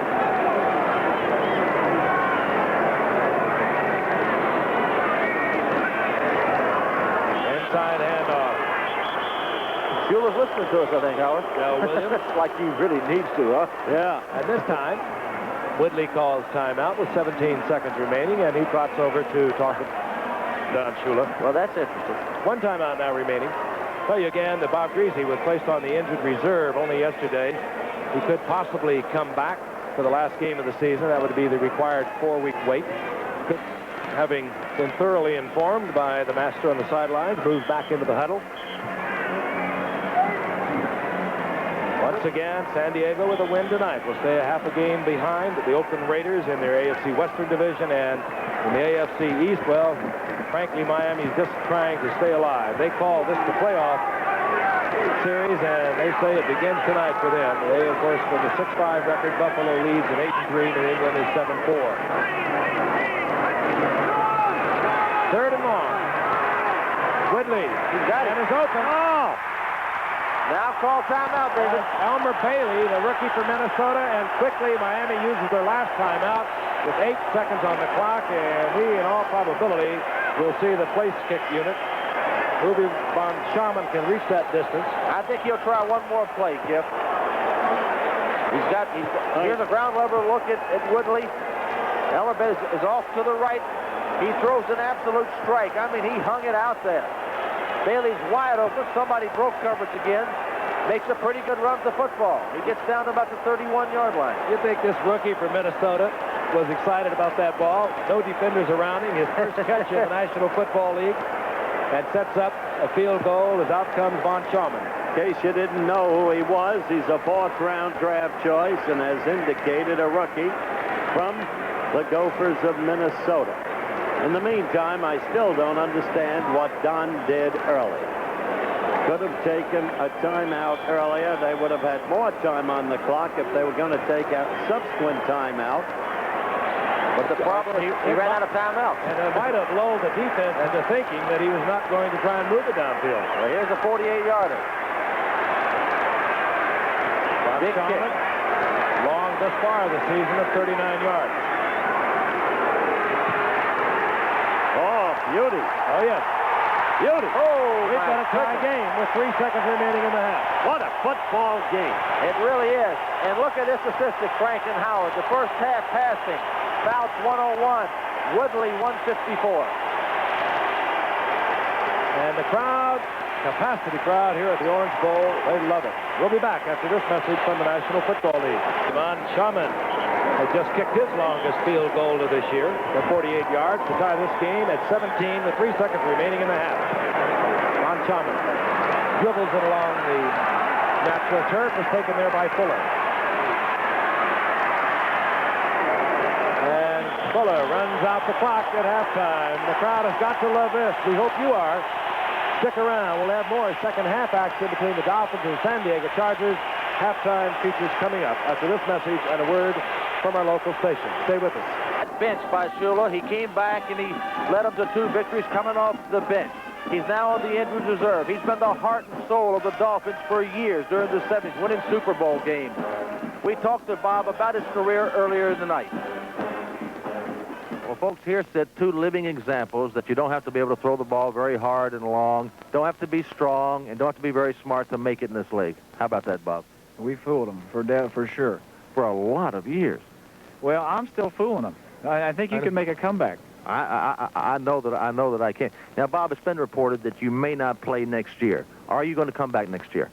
Francis, I really haven't made a determination. Haven't been happy with my year. I hurt my arm in the 4th or 5th game, tore some muscles in it and some ligaments in it, and I haven't been able to throw for 6 weeks. And it wouldn't be a very good way to go out. I'm not going to make that decision right now, and I'll wait until the middle of the off season when I sit down and weigh everything and decide then. I'd like to play, but there's a time to step out too. Well, Bob, you're only 35. Now, do you feel you've lost anything? Well, I think as all old quarterbacks do, you lose a step here and there, and you lose a little distance. But I think you make up for that with knowledge of the game, and you know what's going on. So I think I've lost some things, but I think also I'm a little bit smarter in other areas. All right, how have you adjusted this year to a backup role and a counselor to Woodley? I'm not very good on the sidelines or on the bench. I never knew how loud things got on the sidelines being around Don Shula as when I'm there this year. But it's been very tough. I've helped David whenever I could, mainly little things like only quarterbacks would know. Don't look at the receiver that you're going to throw to and look people off and other things like that. But he's got very quick feet.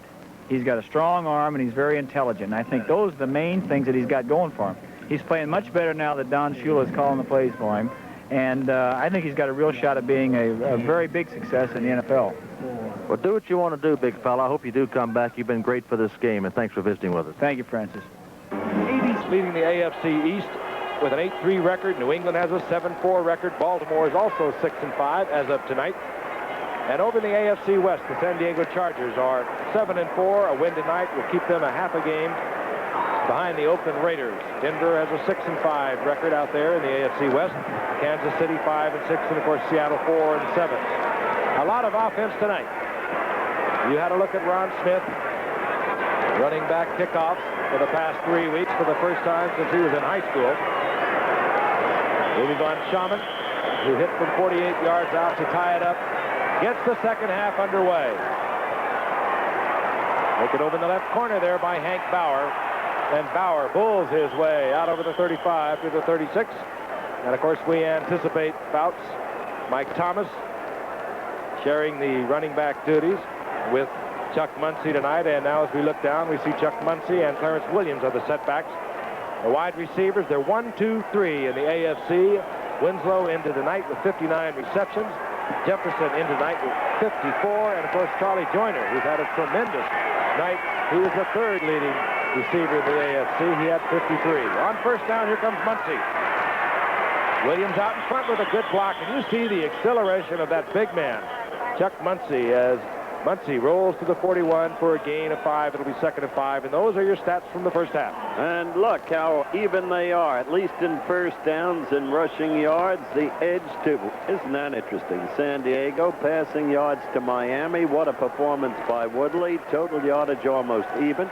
Possession edge, a 7-minute about edge for Miami. That's a big edge. 2nd down and 5. Charlie Joyner is in motion. Fouts immediately to the air. Muncy on his own, one-on-one out of the flat. And he breaks the tackle and gets out to the 43-yard line, gives up the football. I think Miami has it. I don't like the way Muncy carries the football. I have said it before. I'll say it again. You said it earlier tonight, Howard, and he did carry it out in that one hand, and he let the ball go. Miami has it. Coming up with it is Bob Baumauer. Muncy struggling loose from a tackle. Gives up the football. Miami has the turnover. Well, here's the play. Just a flare pass out to the right. Muncy makes some moves here, but look where the ball is. Yep. He's got a big hand, obviously. He can palm the ball. Yeah, but when you get in traffic, like a grapefruit. You've got to put it away. He's trying to put, he just drops it.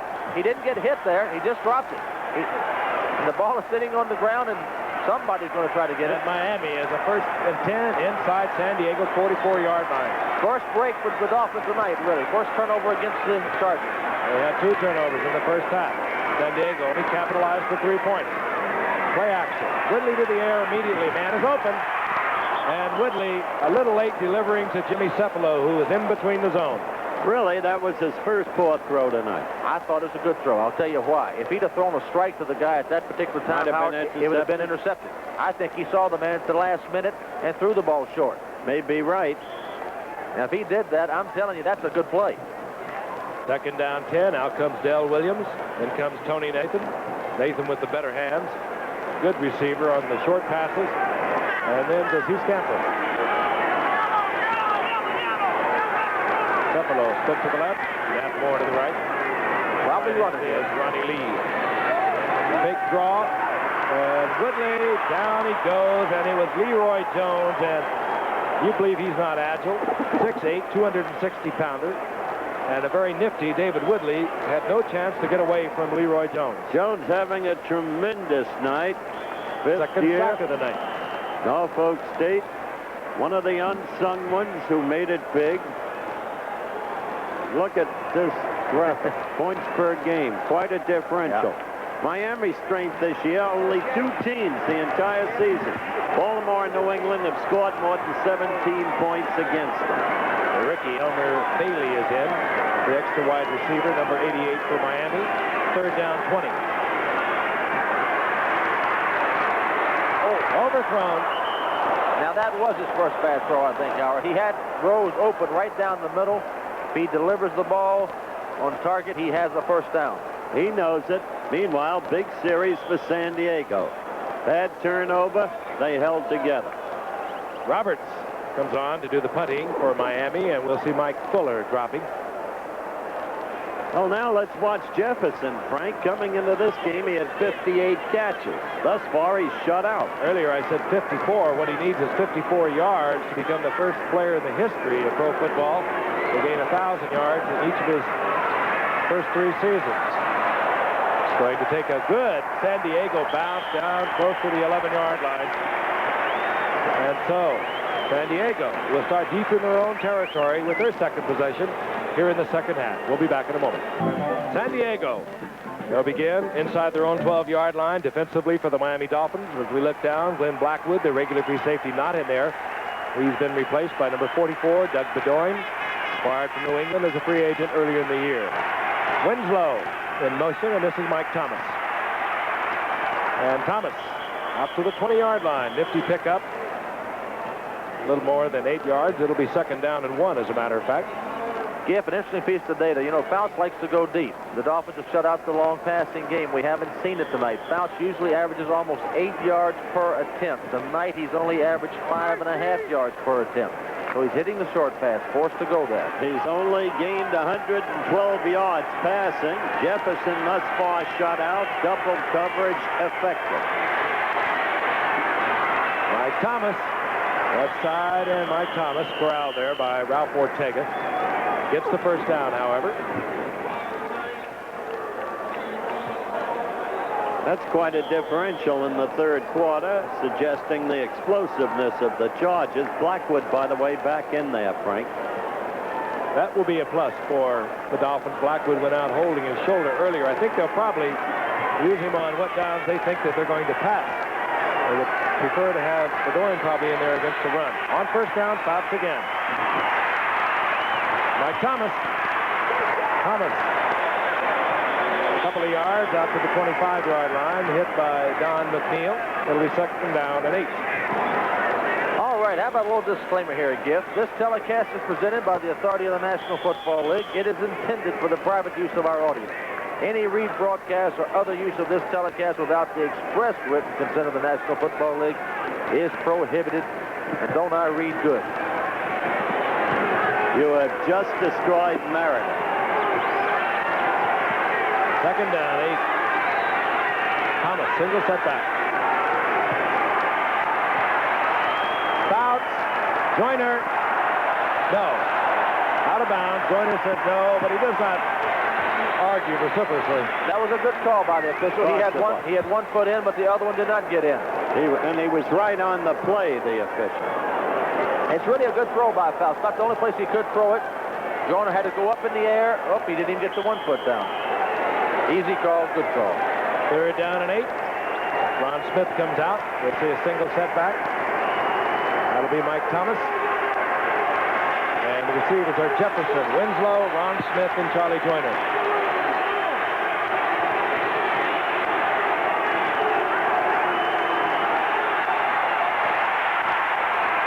Winslow, and he has has the first down. Winslow out to the 36-yard line, close to the 37. That was an interesting formation, Gift. I'm sure you saw it. They had Charlie Joyner lined up in the backfield at the halfback position. Only one remaining setback. He's there for the blitz. As soon as he saw there was no blitz, he went into the pattern. I wonder how he done picking up a linebacker. He has not had to do that much in his career. It's one of those lookouts. And you are not seeing Jefferson.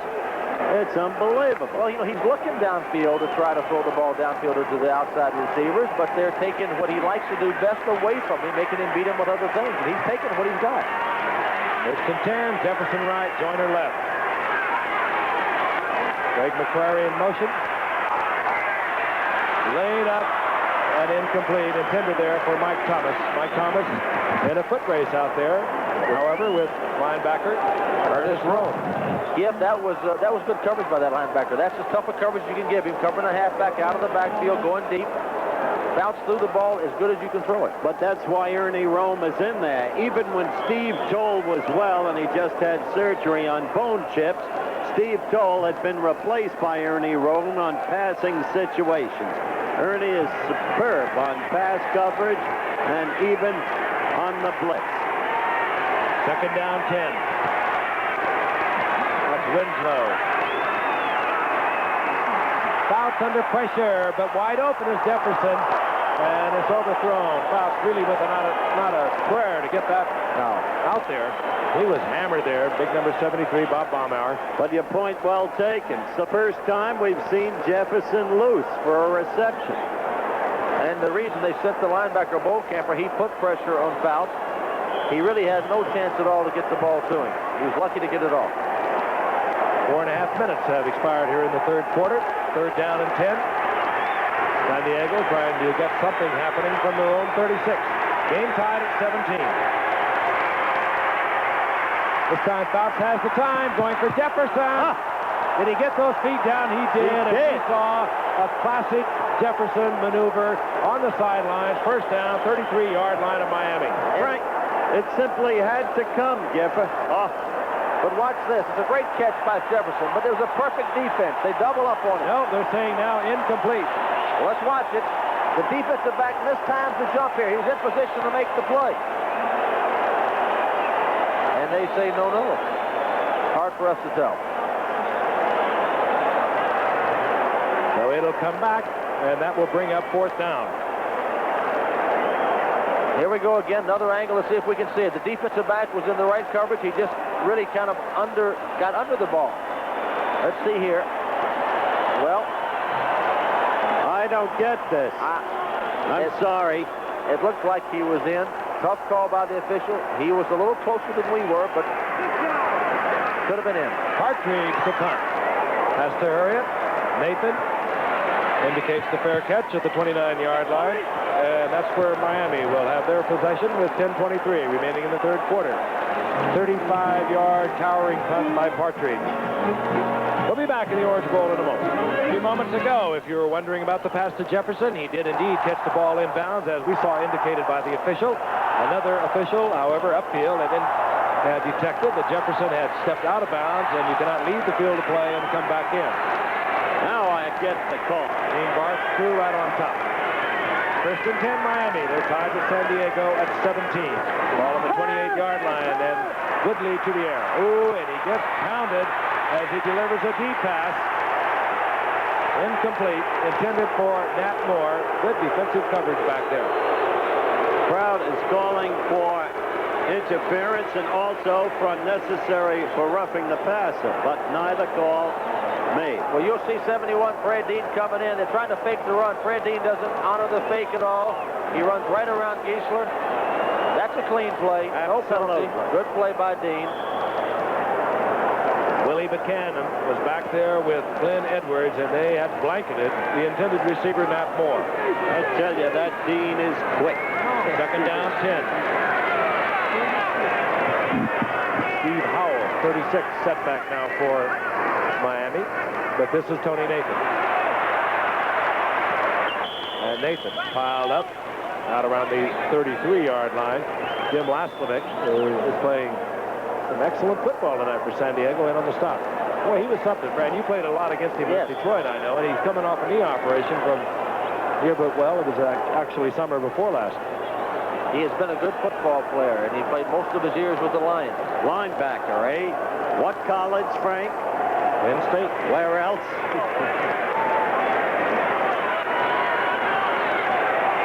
Third down, 6. Tony Nathan, single setback. He likes to work out of the backfield.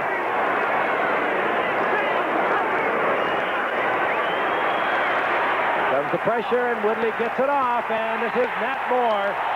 Boy, what a throw. Stride for stride was Nat Moore with Jerome Dove, and Nat Moore just took it away from him. Yes, that was old Elmer Bailey again. Elmer Bailey, yes. Rookie, and he is something, isn't he? I love it. I tell you, I love this kid, Woodley. I'll tell you, he's poised, he's cool. It was good coverage. He throws a strike out here. Look at that. You just cannot throw the ball any better than that. Elmer Bailey's having himself a good night. Bailey, of course, made the catch to set up the score in the second half for Miami. The rookie from Minnesota. The first down inside the 42 of San Diego. Little mistake there as Robisky comes up with it. Gets to the line of scrimmage. That's it. Fred Dean on the stop. That was not how it was planned. There was some mess up in the backfield. He was lucky to get the ball off to Robisky. When you have that kind of mess up, you get usually nothing. Right there, that graphic tells you why Shula knows what he's doing. Robisky was the kid recommended by Cannon, the old Heisman Trophy winner, to Al Davis. Davis got good use out of him, but with the acquisition of Kenny King, he no longer needed Robisky. He was a good, solid player. Shula grabbed him, and he's done efficient service. Second down, 9. Nathan in motion. Oh, he's got Nathan deep. He's got Nathan. Nathan is wide open. That was an easy 6, and Woodley overthrew. It really was. Nathan running stride for stride with the linebacker, Jim Lastrovic. He had him wiped out. Woodley overthrows. Nobody's perfect. No, but it was interesting. He put Nathan in motion. It ended up in a situation where Lastrovic had to cover him man-on-man all the way down the field. It's a total mismatch. And David just said, get him the ball. I know he'd like to have it back. Reason they're covering a Nathan like that, that's because they're offering double coverage somewhere else. Shula won't forget it. Third down and 9.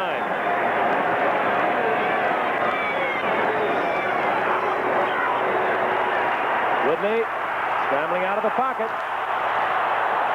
Will be short of the first down at the 35-yard line. Bob Horn, the initial charger there. Well, and it's going to be 4th down and 3. Let's see what Shula does. Von Schumann. We'll see the field goal unit. Strock, of course, the holder. Von Schumann can kick this. He's got the foot. He's got the range. He's already hit tonight from 48 yards. And we see the youngster from the University of Oklahoma that Shula drafted last year. 7th round pick. He hit one against Oklahoma State as a senior for 58 yards, so we know he's got the distance. 52-yard attempt. This one does not have the distance. And more than that, San Diego will have fairly good field position. Line of scrimmage, 35-yard line. It remains 17 apiece with 7:33 remaining in the third quarter. We'll be back at the Orange Bowl in a moment. Orange Bowl, the luxurious booth offered here by the Orange Bowl. Just my head is there. Kind of a carnival atmosphere that has been generated by the meeting of these two teams. We've got a great game. Hello there. First and 10, San Diego, their own 35-yard line. Winslow in motion. This is Muncie with a blocker in front, and Muncie still waving that football out there. Gets out over the 45 to the 47. He holds on for the first down. It's incredible, and they gang tackled him, and they went for the football. He holds it out there like a huge pineapple. One of your teammates out in front of that one, number 67, Ed White. Yes, there goes Big Ed out there. Just a little simple. He's done this about 5 or 6 times tonight, and there's Big Ed. Let's see if he gets his man. He does. Oh, Muncie just runs over people. 230, 235 pounds. San Diego, and they can strike oh so quickly. Being well contained tonight by Miami's young defense. Muncie again, left side. Winslow with a block out in front of Muncie this time, and Muncie ambles down to about the 47-yard line. Gain of 7. It'll be second down and 3. What a great college performer at the University of California. He had over 3,000 yards rushing out there. Well, he had a great year last year for the Saints, and then was the MVP in the Pro Bowl when you were over in Europe doing skiing to prepare for Lake Placid. He went for nearly 1,200 yards last year for New Orleans. Of course, the Saints #1 in '76. He just often, I guess, couldn't find the practice field. Muncie on second and 3, pulling his way to the 45-yard line, short of the first down. It'll be third and about a yard. That was in evidence. He made that on his own. He was almost hit for a loss, but had the physical strength to carry through. Somebody didn't block A.J. Dewey, hit him 2 yards deep in the backfield, and he carried Dewey all the way to within about half a yard of the first down. We had a quick look at Bob Baumauer looking over to pick up defensive signals. Bill Arnsparger, of course, the brilliant defensive coach for the Dolphins. Third and short, less than a yard. Fouts trying to go deep to Muncie, and Muncie just comes up with the football, taking it away from Blackwood, who was there with him. He was not open. That just shows you the great athletic talent of Muncie. That's exactly true. I like the play. They faked the run. Wasn't a very good fake. He wasn't open. Watch this. Just a great catch by Muncie. It really was. And you remember how Manning used to use Muncie along with Galbraith coming out of the backfield last year. It's the first time we've seen Fouts use Muncie this way. Well, again, he's learning how to use this man. This man can make a great contribution to the Charger football team. Not only running the football, but then what we saw there, making big plays for him. He can also throw the option pass, and very efficiently. That he's done. Yes, he has. I think we have a little bit of an equipment problem down there. Coming out is Dan Audick. He was pointing to his shoe. And we will see a replacement for Audick. That's Chuck Lowen, who comes in, rookie from South Dakota State. Down remains the same. Clock started again. Fouts will have to hurry to get it off on 1st and 10, and here comes Thomas. Wilkinson out in front of Thomas. And Thomas with a nifty run down the sideline, getting down around the 12-yard line for another San Diego first down. But great blocking by Doug Wilkinson. Did you see him lead that charge? Yeah, he's a proof, Wilkinson. Well, 262 pounds, and he can really motor. They're getting to the corner. Muncie got to the corner for a 53-yard run. Thomas made the corner that time. You don't do that often against the Dolphins. The 1st and 10. Is at the 12-yard line.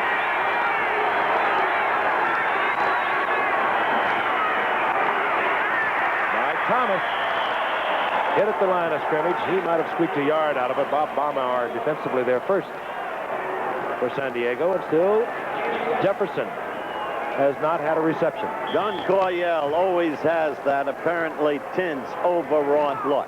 But he knows one thing, this is a turning point game for the Chargers, similar to one they had against the Bengals a year ago, when they won the game in the final seconds on a field goal. Then came on the next week to beat Pittsburgh 35-7. Jefferson in motion. Fouts fires it in to Joyner. Ball kicked free, but I believe we'll see it. They're going to rule him down. If so, it'll be at the 2-yard line.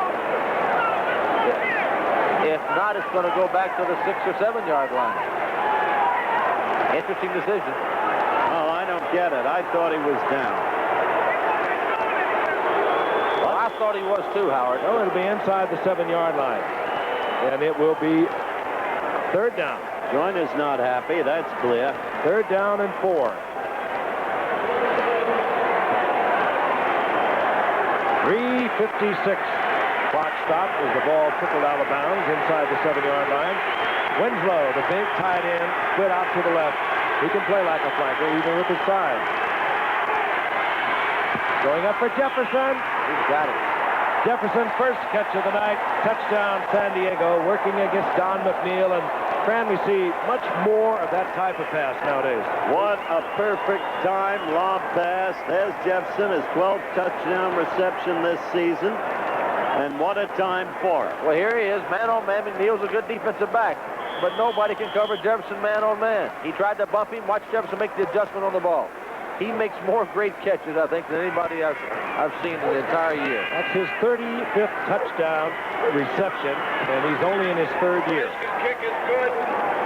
Minershka with San Diego out on top once again. They lead 24-17. 3:50 remaining in the third quarter. Out of Arizona State, this man is special. AFC Western Division. Miami, they, well, almost have to have it to stay alive in the AFC East, now led by Buffalo with an 8-3 record. Miami into the night at 6-5. Giaquinto.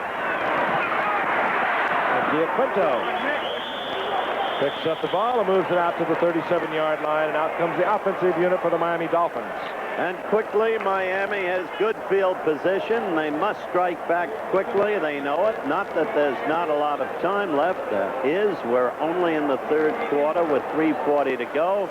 But they've got to reassume some offensive momentum. The thing with San Diego, they just keep coming at you. They've got those three exceptional wide receivers, Winslow, Jefferson, Joyner. They're 1, 2, 3 in the AFC after 11 weeks. Wouldn't you like to see Woodley roll out some more like he did early in the game? We haven't seen it lately. From the 37, Delvin Williams. Down goes Williams. Defensive effort there by Jerome Dove. Laslovic was also there. Line of scrimmage. It'll be second down and 10. Interesting wire story within the late hours today. Pastorini, in an interview, and Dunn had spoken with him this past Monday night, you'll recollect, says he'll be in uniform for the Eagles game this Sunday and available to play. Remarkable recovery of Crew. Second and 10. Woodley. Nathan on the screen. And Laslovic again on the stop. Gain of about 6. It'll be third down and 4. Which is a lot better than the 3rd and 9 they've had for much of the night. But still tough down, tough going. Well, they'll have to throw for it to get it, but again, he's been throwing well to his backs, and I expect that's where he'll go again. And they surprise you, Francis. And again, keep in mind, San Diego, the best in the NFL. 41 sacks, rushing the passer. They really turn it loose on this situation and hum. Nope. Giaquinto over the middle. And it's ruled complete. First down, 49-yard line. Nick Giaquinto, University of Connecticut. 5'11". He was teaching school this summer in Fort Lauderdale. Said, I want to try it one more time. He'd been cut by the Jets. Next year he was cut by the Giants. He was cut by Ottawa. And now here he is getting a first down for Miami. There's Chuckaroo, feeling better about things. Unfortunate fumble earlier. He atoned for it in the touchdown drive just recently completed. He might drop it once in a while, but he makes the defense look at the Chargers in a different offensive vein when he's in there. First and 10. Robisky. Screen did not develop. Leroy Jones there first. He had a lot of help from his friends, including Laslovic and Bob Horn. Loss of a couple. It'll be second down and 12. The Enterprise continues to hover here on a beautiful night. A little bit of a overcast. We'd like to show you a beautiful full moon that we had earlier. Fran could sing along. He's not the Willie Nelson quality, but he'd give us an effort. I can sing feelings for you. Moon over Miami. Second down, 12. Good time for a blitz by the Chargers. Draw play. Nathan gets a friendly bounce and gets to the 44-yard line where it's going to be third down and 4. That was a beautiful draw. And a good call. Those 4 guys on the San Diego defense want to pass rush. You've got to keep them off balance. It was second and 12 passing situation. Shula crossed them up. The ball bounces down, and sometimes it bounces your way. It bounced Nathan's way there. Woody Lowe, they got a big hand in there to help it bounce. The bounce never goes for San Diego. When they lost to Dallas on a Sunday night game with us, Dallas profited by what has become known as the Soldi bounce. Third down, long 3. Could be the final play of the third quarter. Woodley drills it to Nathan. Oh, boy. First down, Miami, and Miami comes back. A lot of character in this young group. And Miami gets their first down as the gun goes off, announcing the end of the third quarter. At the score, the Chargers 24, the Dolphins 17. Will return for the fourth quarter in just a moment. North. Marvelous face. Hey, I know. Looks like the guy who dropped his cigar in the Baltimore-Pittsburgh World Series in '79. Marvelous face. He had a word for you there, Gifford. Had a nice tongue, too. First and 10, Miami. They get the first down. 37-yard line of the Chargers. We begin the fourth quarter. Solid football game. On first down, Woodley. Scrambling out of the pocket. And Woodley. That might be. There, and Woodley's trying to get a flag. And Shula's out of bounds inside the 30-yard line with a gain of 8. And Shula was trying to get the flag, too. I don't blame him. I'm astonished that there's no flag there. Fred Dean a little late for the Chargers. Let's watch him. Here he goes back in the pocket. Now, one good thing about Woodley, he's looking to throw the ball, and he's still looking downfield. That's what he needs to do. Now he turns it on. He's got speed. Fred Dean is chasing him. My friend, that is a penalty. I think he tried to hold him up. I still think that is a penalty. See his big hand under that fan? He was trying to keep him on his feet. Putting us on. Gain of 8, second down and 2.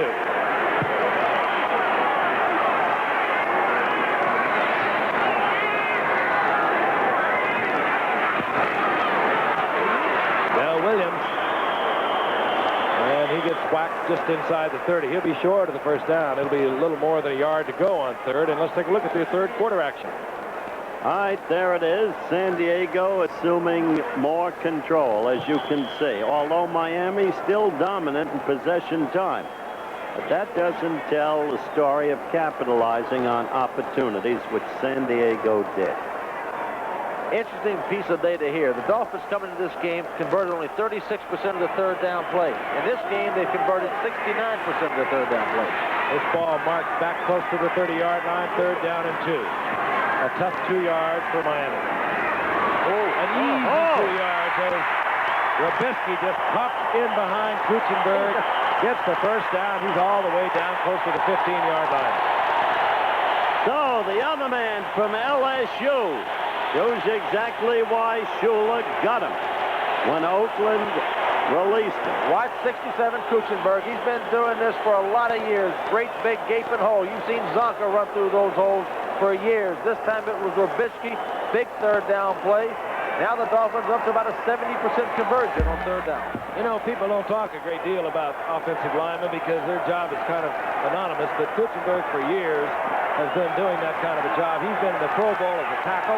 He's been there as a guard, and he's performing well tonight. First and 10, the ball at San Diego's 16-yard line. Robisky left side again and just bulling his way down around the 12-yard line for a pickup of 4. He really is bulling his way, as you said. Another interesting thing about Kuchenberg, Frank, he's a Notre Dame, and they're usually highly publicized men as such. Kuchenberg never has been. Never. He was a free agent. He wasn't even drafted. Bob Lilly, who I consider one of the truly great defensive linemen ever to play this game, told me some years ago that the best guard he'd ever played against was Bob Kuchenberg. That's some compliment.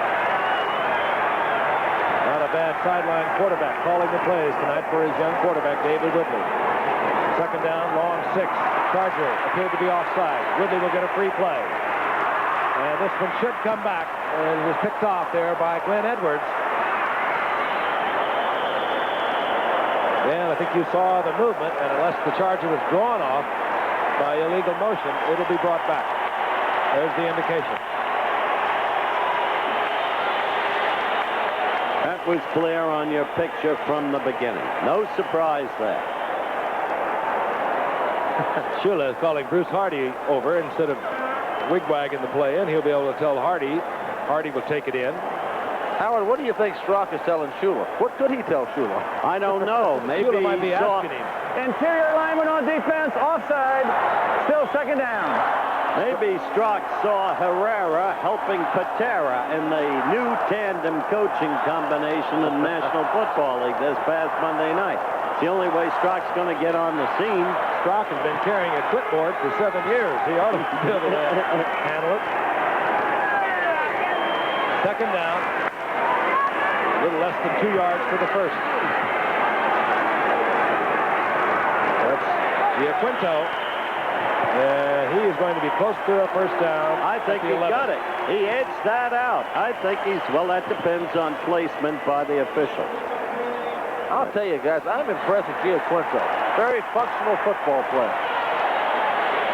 He plays well on special teams. He's caught the ball tonight, and he's run well. And he just picks up the first down. It'll be first down and goal. The ball at the 6-yard line. 12 minutes remaining here in the game. Really impressive the way this Miami team doesn't fold. On the surface, they appear outmanned. 12th play of this drive. Chargers on top, 24-17. Del Williams. Williams struggles inside the 5, down to the 4-yard line, where it'll be second down and goal. I don't think we can overemphasize the importance of this drive for the Dolphins as well as the Chargers. Once again, he ran behind Kuchenberg.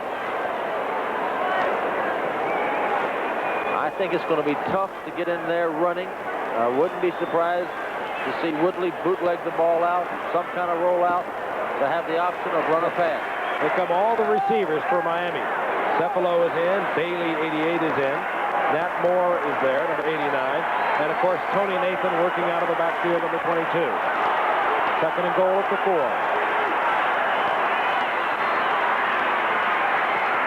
Woodley. And Woodley gets inside the 3-yard line where it'll be third and goal. Tried to throw the ball, could not find an open receiver. A credit to the defensive unit of the Chargers. Bob Horn made the stop, along with Leroy Jones. Frank, this game has some of the flavor of that remarkable Houston 35, Miami 30 game of 2 years ago at the Astrodome. We could still be up to that kind of score before we're done. This is an interesting call by Shula. What is he going to do? He's got his big men back in. Got the 2 big tight ends. I think he's got to throw.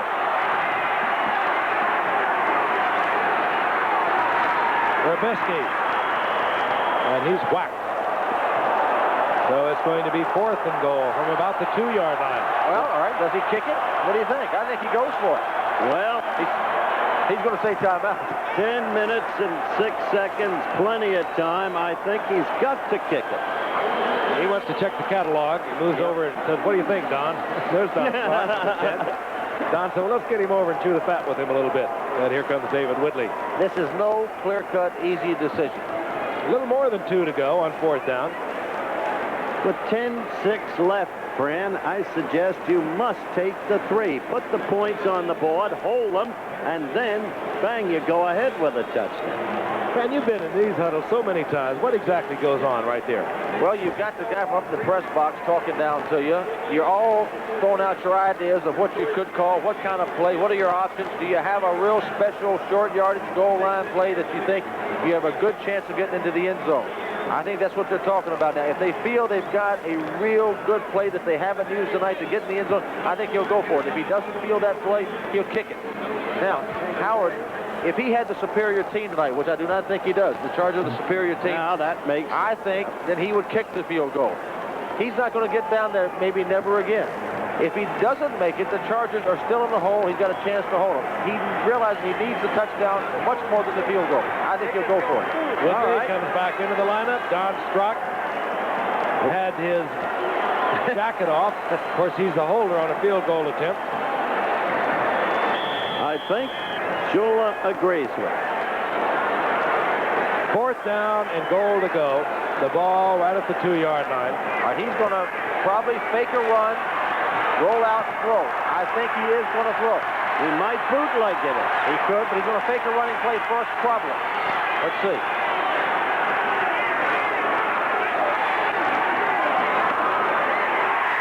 Trubisky. Chargers say no, he did not get in, and San Diego will take over inside their own 1-yard line. Seems to me they spent a lot of time on a routine play.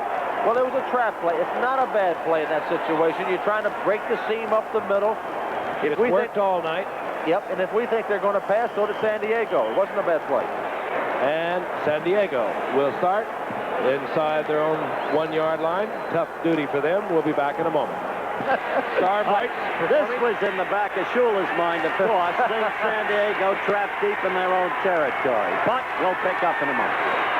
Fouts trying to get a little area in which to operate. Bowls his way out close to the 4-yard line. Got a little more out of that than I think Fouts probably thought he would. I think so, too, Kid. But, Fran, you talked about a rollout. I talked about a possible bootleg. It seems to me when you're in 4th down, you're going for touchdown, you got to call a play that leaves you an option. Well, you got a running quarterback like Woodley, you could, but who's the question, Shula? I have a hard time doing that. 2nd down, 7.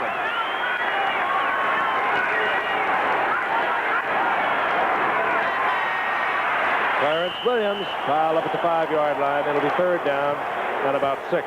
Again, a reminder, college football coming your way on Saturday. 12 o'clock Eastern now will be the start, and it's a doubleheader. The regional coverage will begin first. Michigan, Ohio State, the Rose Bowl on the line there. Oklahoma, Nebraska, the Orange Bowl on the line there.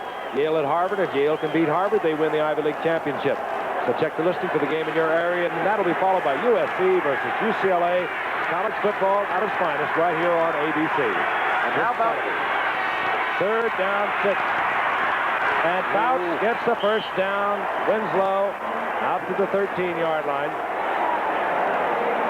And Gift, you know how close last little bit came to intercepting that ball? That was close. But it worked. It was a big play. It was a venturesome play. And that's why you can't count on trapping the other team deep in its own territory. Well, he put it down there low enough where it was just a tussle. Winslow coming up with it. Winslow 6'6", 250 pounds. He's going to be a great one. Already is. 1st and 10 on San Diego's 13. Here's Muncie. Muncie trying to run through Beaucamper. You can forget that. Look at the size of Kim. He is huge. Muncie gets a yard and a half. It'll be 2nd down and 9. I was about to say a while ago, guys, we're talking about the college game. How about them dogs? Number 1 team in the country. Both wide receivers. Jefferson, Joyner, top of your screen, and Jefferson comes back toward you. Draw play, Williams. Flag goes down as Williams is over the 15 to the 16. The face mask. It is. It's a big break for the Chargers.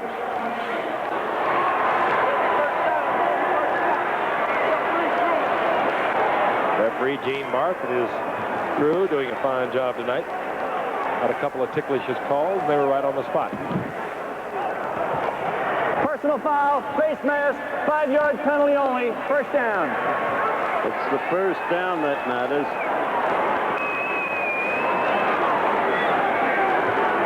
Now that is long overdue in this down. Well, maybe premature. No, maybe so in a sense, but you know what I mean. There you go. 1st down, 10. Following the face mask, 5-yard penalty. This is Muncie. Muncie gives it up again, but they say no, he was down at the 20-yard line of scrimmage, and that just about was another turnover. As we watch this play, Fouts is going to hand to Muncie, running the ball out. Let's watch the fumble. He's carrying it loosely again. He really hasn't got it tucked away yet. He's going down, and he really doesn't get hit. The leg of his teammate hit the ball a little bit. The surprising thing to me here is that Fouts is trying to run the ball out. He's been successful so far. I thought he'd be throwing the ball more down in this part. Well, what's Muncie doing running left and carrying the ball outstretched in his left hand? Should be hugged in his right hand. 2nd down and 11. Flag is down, And it's holding. It'll be holding in all probability as Joyner gets yardage out to the 36-yard line. When I said he was running left into outside linebacker in that position. Otherwise, ordinarily, he would carry it in his left hand. But then he should have transferred it to the right hand before the apparent tackle. You know, the thing that happens, Howard, when you get the reputation like that, every second defensive man on the tackle goes for the football. But the interesting... Illegal use of the hands, number 60 offense. But you know, Giffey really hasn't been stripped yet. He's really just caused the fumble himself when he's hit the ground by falling on the arm that he's got the ball in. Or the hand, not the other. Ball backed up to the 10-yard line. Second down, a little more than 20. With 7:05 remaining in the game. The Chargers over the Dolphins 24-17. A must-win game for the Dolphins. Mike Thomas. It's a good block from Ed White, but he's hammered there by Ernest Roan, number 55, and a little slow in getting up. This is not the personality of Dan Fouts we're seeing right now. Not the personality of the Charger offense. They're much more aggressive than this normally. I'm really quite surprised they're not putting it up. It'll be third down and about 19. Jefferson split out to the left by Dan Fouts. Ron Smith split to the right. Mike Thomas, single setback. Winslow, Joyner in the slot. Here comes Mike Thomas. And Mike Thomas goes down in the arms of Glenn Blackwood, and San Diego will have to punt. And in all probability, Miami will have fairly good field position with 6:10 and the clock ticking away the seconds for the Dolphins. You're absolutely right, Fran. They didn't play their usual game, and they may yet pay for that. Tony Nathan dropping deep, and Rick Partridge out to do the punting.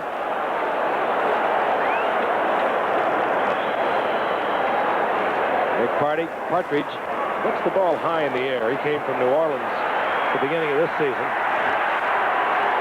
Kicks the ball high. And he kicked it high and short.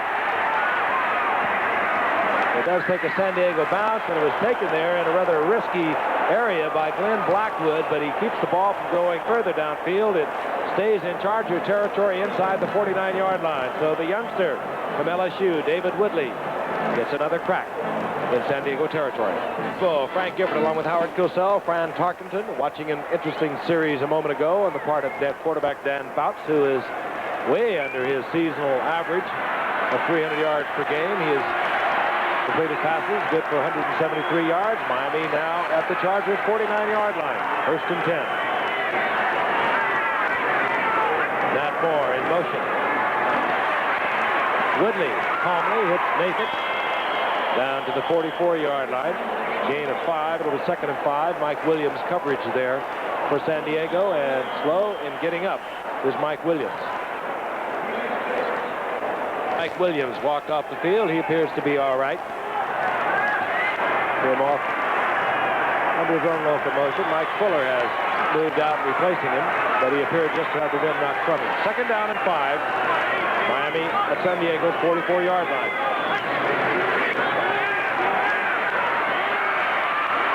Woodley spins around, finds a receiver. Flag is down. Well, and it's going to be on the defense. It's going to be a personal foul, a little late hit on David Woodley. He was scrambling around there. It's kind of a tough call when your quarterback is bouncing around like he is. And they're going to call it on Leroy Jones. Watch this guy, though. He knows how to move around. He's looking down the field all the time, not really looking to run. His vision is down the field. It's the way it should be. And he gets hit. That's a close call. I'm not sure. It really was. Personal foul, 68 defense. He speared the quarterback with his head. First down. Okay, spearing, I'll take that call. I remember the Doug Frank incident and how Williams ran all the way down the field. Well, let's watch it. See if he does spear him. He's got to hit him right in the back with his helmet. I think he hits him with the shoulder. I think the helmet is on the left of him. I don't see the helmet into his back. First and 10, Miami. Ball on the 18-yard line of San Diego. David Woodley unhappy about someone. His center, Mark Dennard, might have complained about maybe some stick 'em on the ball or something like that. It's going to be replaced. Now he's going to have to hurry because he's only got 9 seconds on the clock, and he's got to get it off in a hurry.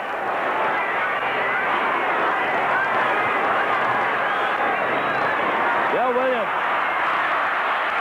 Leroy Jones turns Del Williams back into the inside, and down he goes, losing yardage all the way back to the 29-yard line. It was Gary Johnson who made the stop, but it was Leroy Jones who played off the block of Luxo and forced Del Williams to try and get back to the left. And I'll tell you, Leroy Jones is an angry man. He thought it was a bad call on him. And he came across the line like a shot and caused the 10-yard loss or more. And what a key play that was, with overtime staring us in the face. Second down, 21. 29-yard line of the Chargers. 24-17. San Diego over Miami. Woodley bounces off and fires the ball deep downfield. He bounced off Charlie DeJournay, found Jimmy Cephalo, and this is an athlete, folks. Well, let's watch this play, but think about the new rule protecting the quarterback. Now, should the whistle been blown there? He's in the grasp of the defensive lineman. Could have been. But Woodley makes a great play. He gets out of the trouble, throws a strike to Cephalo. Back to the original line of scrimmage. It'll be 3rd down and 10.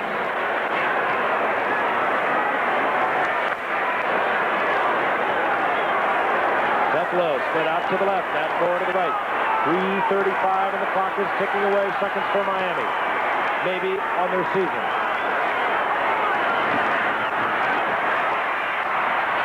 Woodley. Too late. The decision made to run. And Woodley gets to the 15-yard line where he's barreled under. It'll be 4th down at the 15, 4th down and 8. But Giff, the impressive thing about Woodley, most young quarterbacks who have the ability to run come up and they look to run too quickly. Woodley is all the time looking down the field to throw the ball. That's what a veteran normally does. It's very impressive.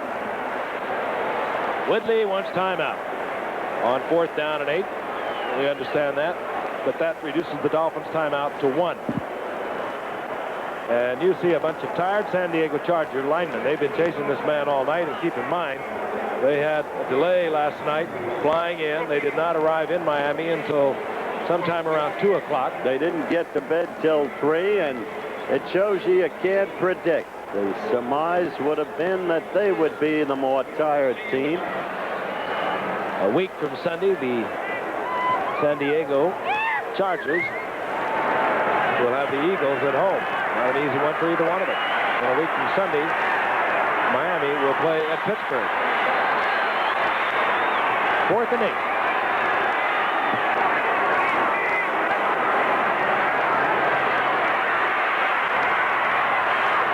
Woodley, complete. Down around the 2-yard line, Jimmy Cephalo went high up in the air. He took the ball right in front of Jerome Dove with a great catch and a brilliantly executed pass by David Woodley. And remember, that's the cornerback where Mike Williams was just injured a while ago. Jerome Dove had to move over. But Cephalo does some job here. Watch the moves he makes. He pushes him down the field, comes out. Watch the throw. Right on the money with a lot on it. Boy, I'm telling you, we have got a some ball game, and Mr. Woodley is playing. And it'll be 1st and goal to go again for Miami. When a guy comes back like that, and we've talked about the Gilman-type passing attack, you can't defend him. Not when a quarterback times his throw that way. Woodley is giving the nation a picture of a great young rookie. Handoff, Robisky. He's piled up, but he's inside the 2-yard line. Woodley now on the night, 20 of 28, 236 yards. It'll be 2nd down and goal. The ball just inside the 2. And they're going to run it down, Giff. They'll get it down to the 2-minute warning, and Woodley will have another chance to confer with Don Shula. How suddenly this young man stabilized up. Miami went to New York. We get the 2-minute warning. Was ripped by the Jets, really, and then suddenly it all came to him under Shula. We'll be back in a moment. David Woodley comes back out to his offensive teammates, having visited with Don Shula, Don Strock, coaches on the line, and there's a young man, as Howard already talked to you about earlier, out of Penn State. He came into tonight replacing Duriel Harris and only caught 6 footballs. But none has ever been bigger than the one he just caught a moment ago. As I said earlier, he's just been waiting for Duriel Harris to get hurt so he could get his shot. 2nd down and goal. The Dolphins have 1 timeout remaining, 2 minutes exactly on the clock. Motion is Hardy. Woodley. No. It'll be 3rd and goal. Well, as you look at the Dolphins side of the coin here, if they can be assured of a touchdown, it'd be better for them to do it on 4th down and run this clock down, because if you give the Chargers a minute and 50 seconds or a minute and 30 seconds to come down the field, more than likely they will kick the field goal. But remember, too, a moment ago or a few minutes ago, they had a 1st and goal and they did not get in. That's right. Remember, too, the way San Diego played on their last offensive series when the clock was working for them, and they played uncharacteristically on the rush and the rush alone. Minute and a half remaining in the game. 3rd down and goal. 1-yard line. No raised arm, so it might come down to, well, the entire season might come down to this play, at least the hope for the Miami Dolphins. It's going to be 4th and goal, 1:25 on the clock, the ball inside the 1. Little bit interesting, isn't it? There's a peaceful man, very tranquil. Yeah. Well, look at Shula. The cut of the jaw. later in his career, David Woodley would have let the 30-second clock run down to the last 2 seconds and then call timeout, because this is his last shot at it, and if he does make it, they need to give the Chargers the least amount of time possible. But he didn't let that happen. Those are things that you have to believe in watching this youngster perform tonight and in previous games through film, that he's going to learn and learn well. He's going to be around a while.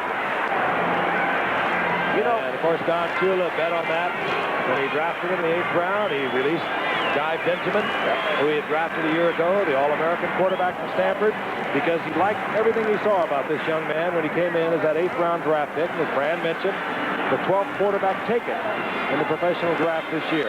And a lot of people thought that Benjamin was ticketed as the Dolphins quarterback of the future. But no. David Woodley is. 60,000 plus the attendance here in the Orange Bowl tonight. More than anticipated. Game is not a sellout, so it was blocked out in the Miami area. Here it is, Fran. 4th and inches. We've seen 2 quarterback sneaks. I would not expect to see it. I would expect to see Delvin Williams, the tailback spot, fly over. Let's see if he does. Crowd at 1 on their feet. Touchdown, Del Williams, and you hit it right on the head. Yes, you did, Francis. And the relief is etched in Shula's face. And we are heading for a possible overtime. However, the Chargers have Dan Fouts, their gifted receivers, and 3 timeouts with 1:21 on the clock. All right, here it is again. Lead blocker going Rubisky. Here comes Delvin Williams flying over. The reason this works, the defensive linemen have got to be low, cannot be pushed out.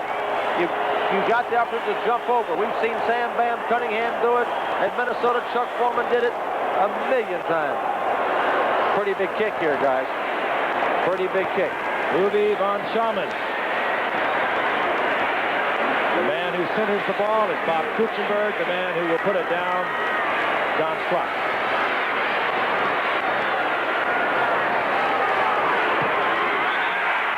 We're tied at 24 with 1:21 remaining in the game. What a football game, as we have said. Del Williams piling over the right side to bring it to this. And hope remains for the Dolphins. In the Orange Bowl, and this crowd, still many of them on their feet, given one of the great thrills they've had this season. 4th down, inches. Del Williams gets it in. Conversion good, tied up, 1:21 remaining in the game. San Diego has 3 timeouts. And he's got a world of time to work with. 1:21 and 3 timeouts. The Dolphins are just going to have to shut him down if they hope to go into overtime. Von Schaman to kick. Deep is Ron Smith. This is Mike Fuller. And Fuller stays on his feet, getting out close to the 29-yard line. And here comes the offensive unit for the Chargers. A minute 15 left to go. Good run back by Mike Fuller. As Fran said, the mistake was made earlier when Woodley didn't let the clock run down. So, they can get to field goal position. They've got plenty of time to do it. Let's see if they can do it. Jefferson right, Joyner left. Winslow in motion.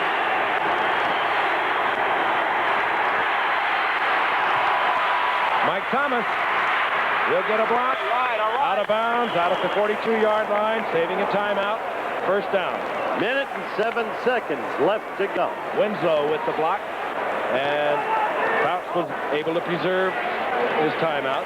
He still has 3. And as you sit up here watching this, the advantage is completely with the offense now, I feel, with a veteran quarterback like Fouts and the great receivers he has. And there's the kicker warming up. He has kicked field goals of 53 and 52 this year. Winslow in motion. Good protection, and it's Jefferson down at the 42-yard line. First down again, San Diego. They are almost within reasonable range for the foot of Bernurski now. A timeout taken. With 59 seconds remaining. Offensive unit set to go. The San Diego Chargers, they have the first down. They're inside the 42-yard line of the Miami Dolphins. 59 seconds remaining in the game. All tied up at 24. 2 timeouts remaining for the Chargers.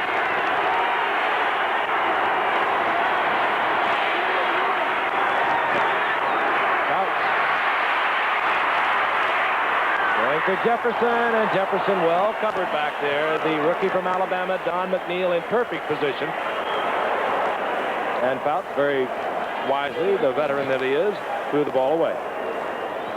What Danny's got to be concerned about here, he would like to get the ball down to at least the 20-yard line. Exactly. Why? Because Bernurski has had a very uncertain year. Frank pointed out earlier in the game, before Bernurski connected on his field goal, that he had missed the previous 6. Had a very bad game against Kansas City. 52 seconds on the clock. 2nd and 10. Fouts tries to drill it into Jefferson. Defensively, it was Ed Taylor. Dolphins in their prevent defense. And my friends, Danny Fouts is lucky here. This could have been an intercepted ball. He threw it well. But there's Taylor right there where he should be.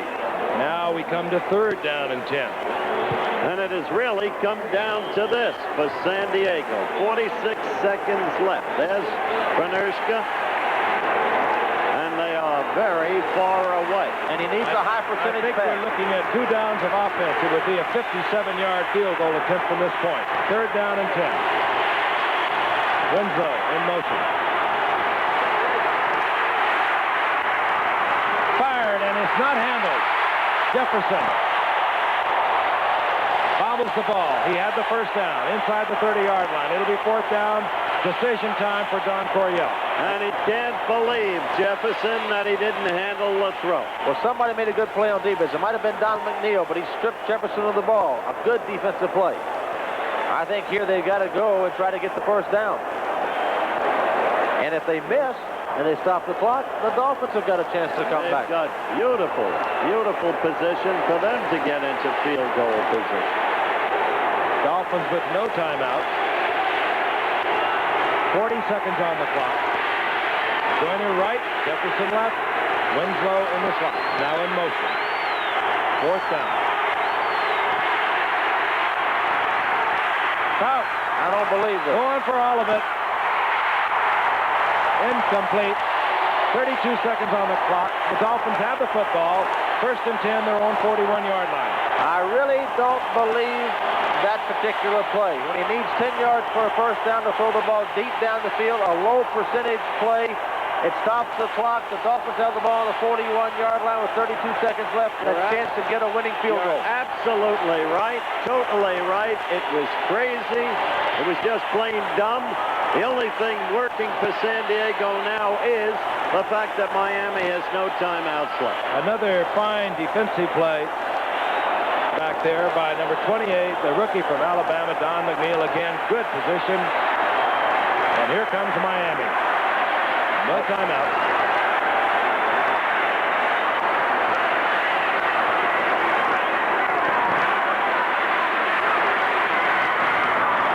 And it's incomplete. Trapped there by Nat Moore, and you better believe that Don Shula has instructed David Woodley, go ahead and put it in the air, son, but don't get that thing picked off. We can win it in overtime. Now, I'm telling you, Elmer Bailey's going back to the huddle. Shula's told him to tell Woodley something on that particular play, and you cannot see everything out there with the pass rush coming at you. Elmer Bailey was down the right sideline with nobody within 20 yards of him. Let's see if they don't come back and try to hit him. They're setting in the same formation. Bailey split right, Matt Moore in the slot. Nathan the single setback.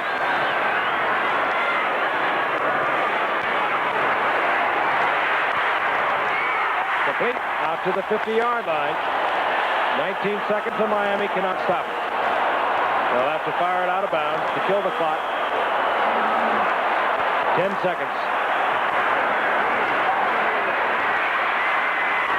Stopping the clock with 5 seconds.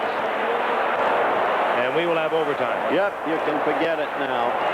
Again, reminding you of the overtime. There'll be a 3-minute break. They will play one full quarter. If there is no score, the game will be a tie. Otherwise, it is in a sudden win situation. Each team with 2 timeouts. All right, now at this time, the Atlanta Falcons did it a couple of years ago against the Saints. They call it Big Bend right and Big Bend left. You line your 3 receivers up one side or the other.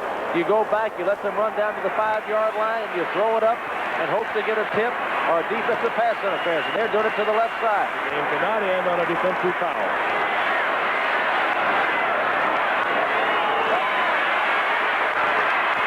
And Whitley cannot get it off. Time has expired, and we are in overtime. Charles Dejanet in there first on David Whitley. And a crowd of over 63,000 rises to their feet to salute this young man. Both teams will regroup in the sideline. And we'll be moving into a quarter of overtime.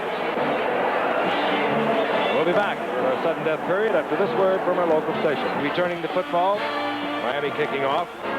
Again, reminding you each team will have 2 timeouts during this period. And should it happen, as it did one other time already this season, it's a scoreless quarter. It will be ruled a tie at the end of the quarter of play. That happened, Frank, in the Green Bay-Tampa Bay game. Green Bay had played an earlier overtime game, opening game of the year, with the Chester Markle kick that hit a defender, came back to Chester. He ran left for the touchdown. They won. We've had a very recent overtime game. We've had 6 in all this year in the league. The most recent, that stirring comeback by Atlanta over St. Louis. There are the fourth quarter statistics. And look at the difference in time of possession. That has to be the determinant in bringing Miami back. 10 minutes of that was spent inside San Diego's 10. You know, it used to be, Giff, in this situation, the advantage in overtimes went to the receiving team. It hasn't really been that way this year, but I really think it is the advantage to the receiving team. The defenses have been out there for 4 quarters. They're a little tired, but the San Diego offense from the middle of the 4th quarter on has been sputtering. Very questionable strategy. It's easy to second guess, but we commented on the time, at the time. All right, Von Chaman, who has already kicked a 48-yard field goal tonight, will kick off. Ron Smith is centered for San Diego. He indicates he wants Mike Fuller to take it, and he does so at the 7. And Fuller gets out to the 27-yard line. Respectable return, and here comes the San Diego offense. I touched on that because Von Chaman and both Benershka can kick the ball a long way. Benershka has kicked 2 over 50 this season. We've watched Von Chaman of Miami kick one of 48 tonight. Both of them have kicked much further in their careers if you go back to college days. 27-yard line, San Diego.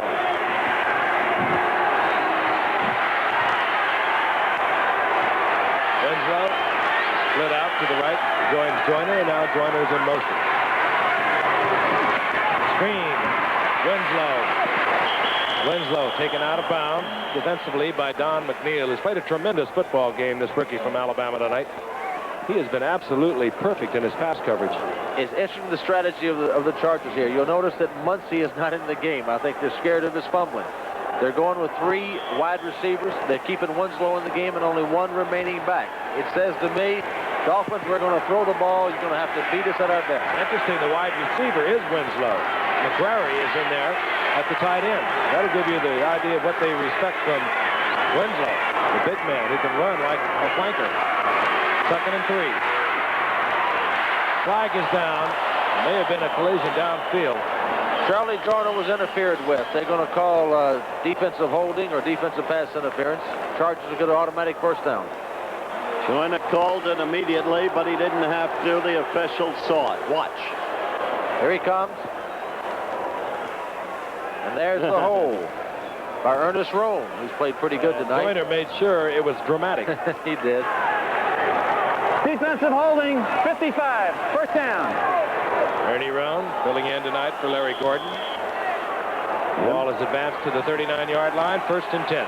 Remember, first team to score wins. Again, San Diego doesn't have that far to go to field goal range.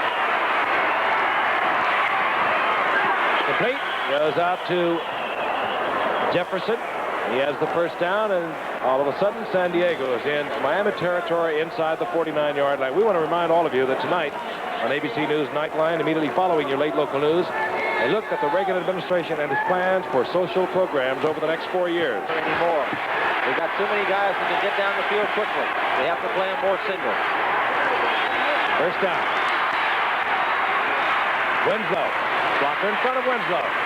And Winslow at 250 pounds just bulls his way down around the 42-yard line. Gain of 7.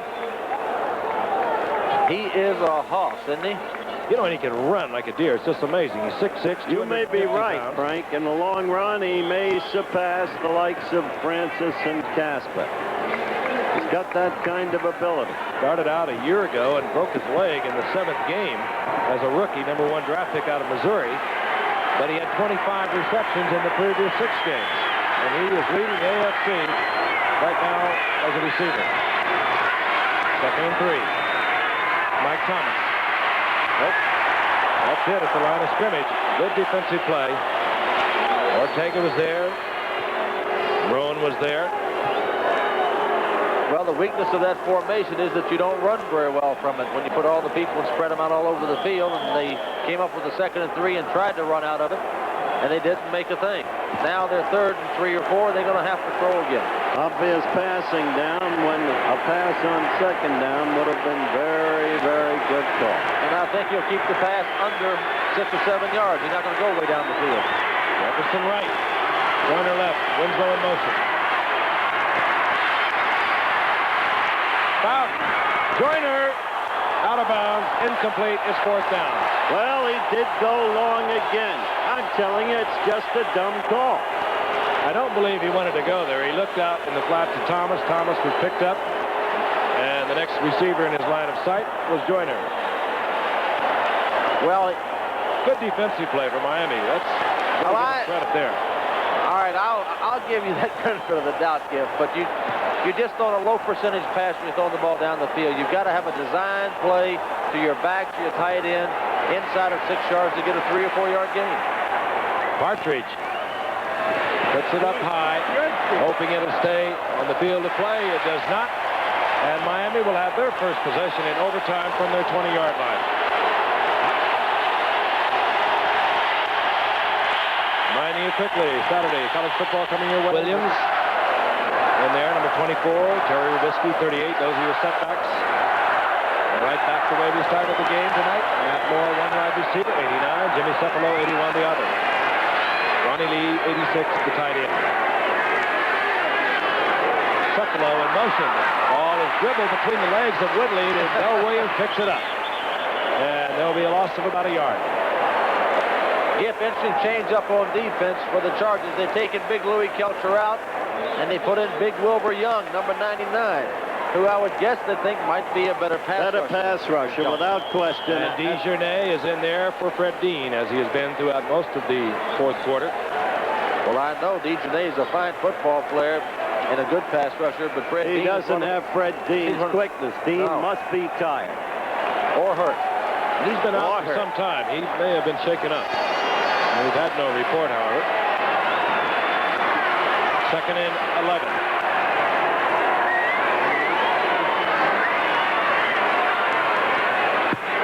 Woodley fires it complete to Nathan, short of the first down, out at the 25-yard line. It's going to be 3rd down and 5. Hal Stringert defensively there for San Diego. This is a big, big down for Miami. I think she's listening to Saturday Night Fever or something, a little disco. She is praying. She is evermore praying. Fred Dean now comes into the ball game. Bijonet goes out, so we know that Fred Dean is all right. 3rd and 5.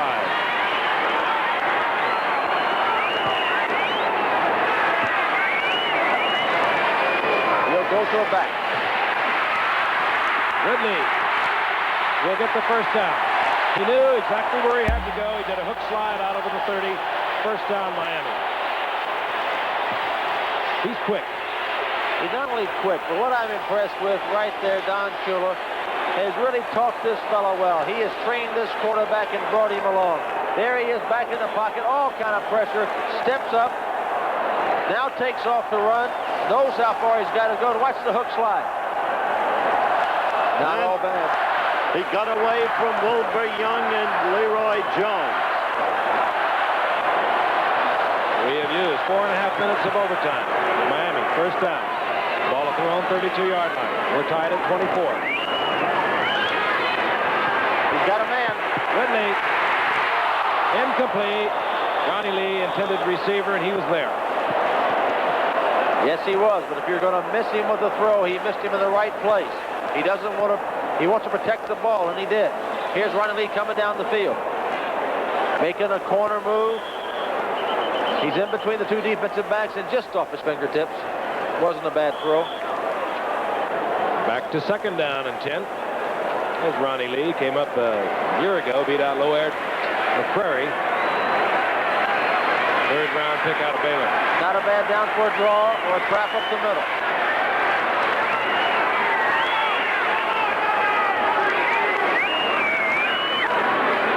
Robinski tries the middle. I think I'm wired. You're on target. Must be wired into somebody's headset. No, he knows how to call plays. He always did. That's why he took a weak arm and made himself the holder of every pro passing record there is. 3rd down 5 now for Miami. Somehow you get the feeling that some way this kid Woodley is going to do it with Don calling the plays. He really did. Watch for his backs here.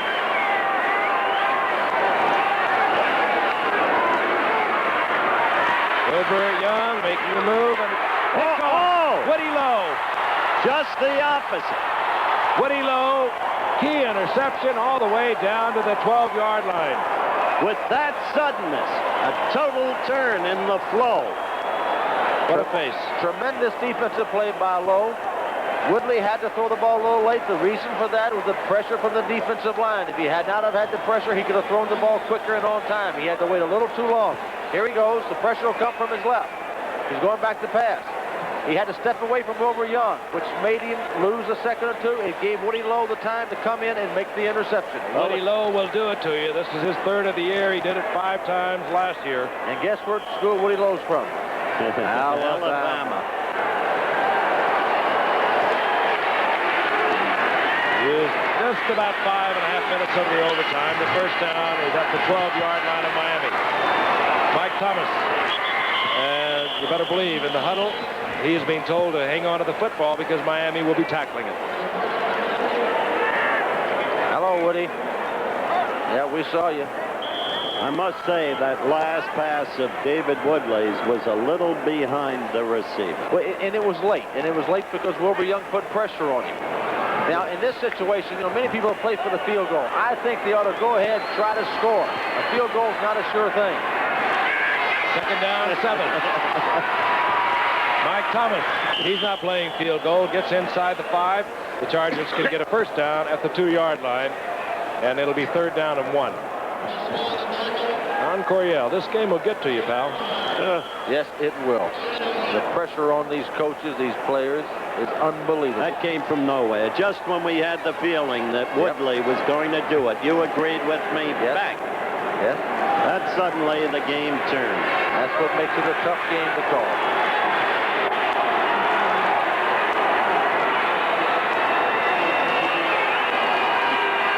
Third, more than 1 to go, and we'll see the field goal unit. Coming across the line of scrimmage, linebacker Ernest Roan, and out comes the field goal unit. That, of course, Rolf Benerschke. And gang, it's a 27-yard field goal. Now, the odds are that he's going to make it, but it is no sure thing. See, I happen to agree with you. A quick pass to the tight end in the corner. Interesting, too, they have just activated a new center. Ralph Coretta will be centering. 28-yard attempt. The holder. Fuller gets it down.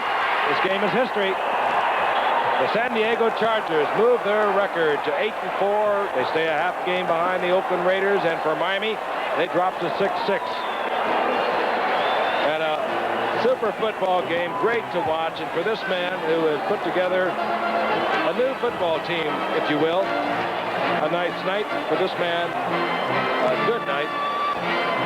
Don Shula, you saw the disappointment etched on his face when David Woodley, under pressure from Wilbur Young, fired the interception that Woody Lowe brought back, which ultimately turned into the 28-yard Benerschke field goal that wins the game for the Chargers 27-24. That's the final score. Remember to stay tuned for ABC News. Travel arrangements made through. And a promotional fee paid by United Airlines. United flies more people to Hawaii than any other airline. That's what friendly skies are all about.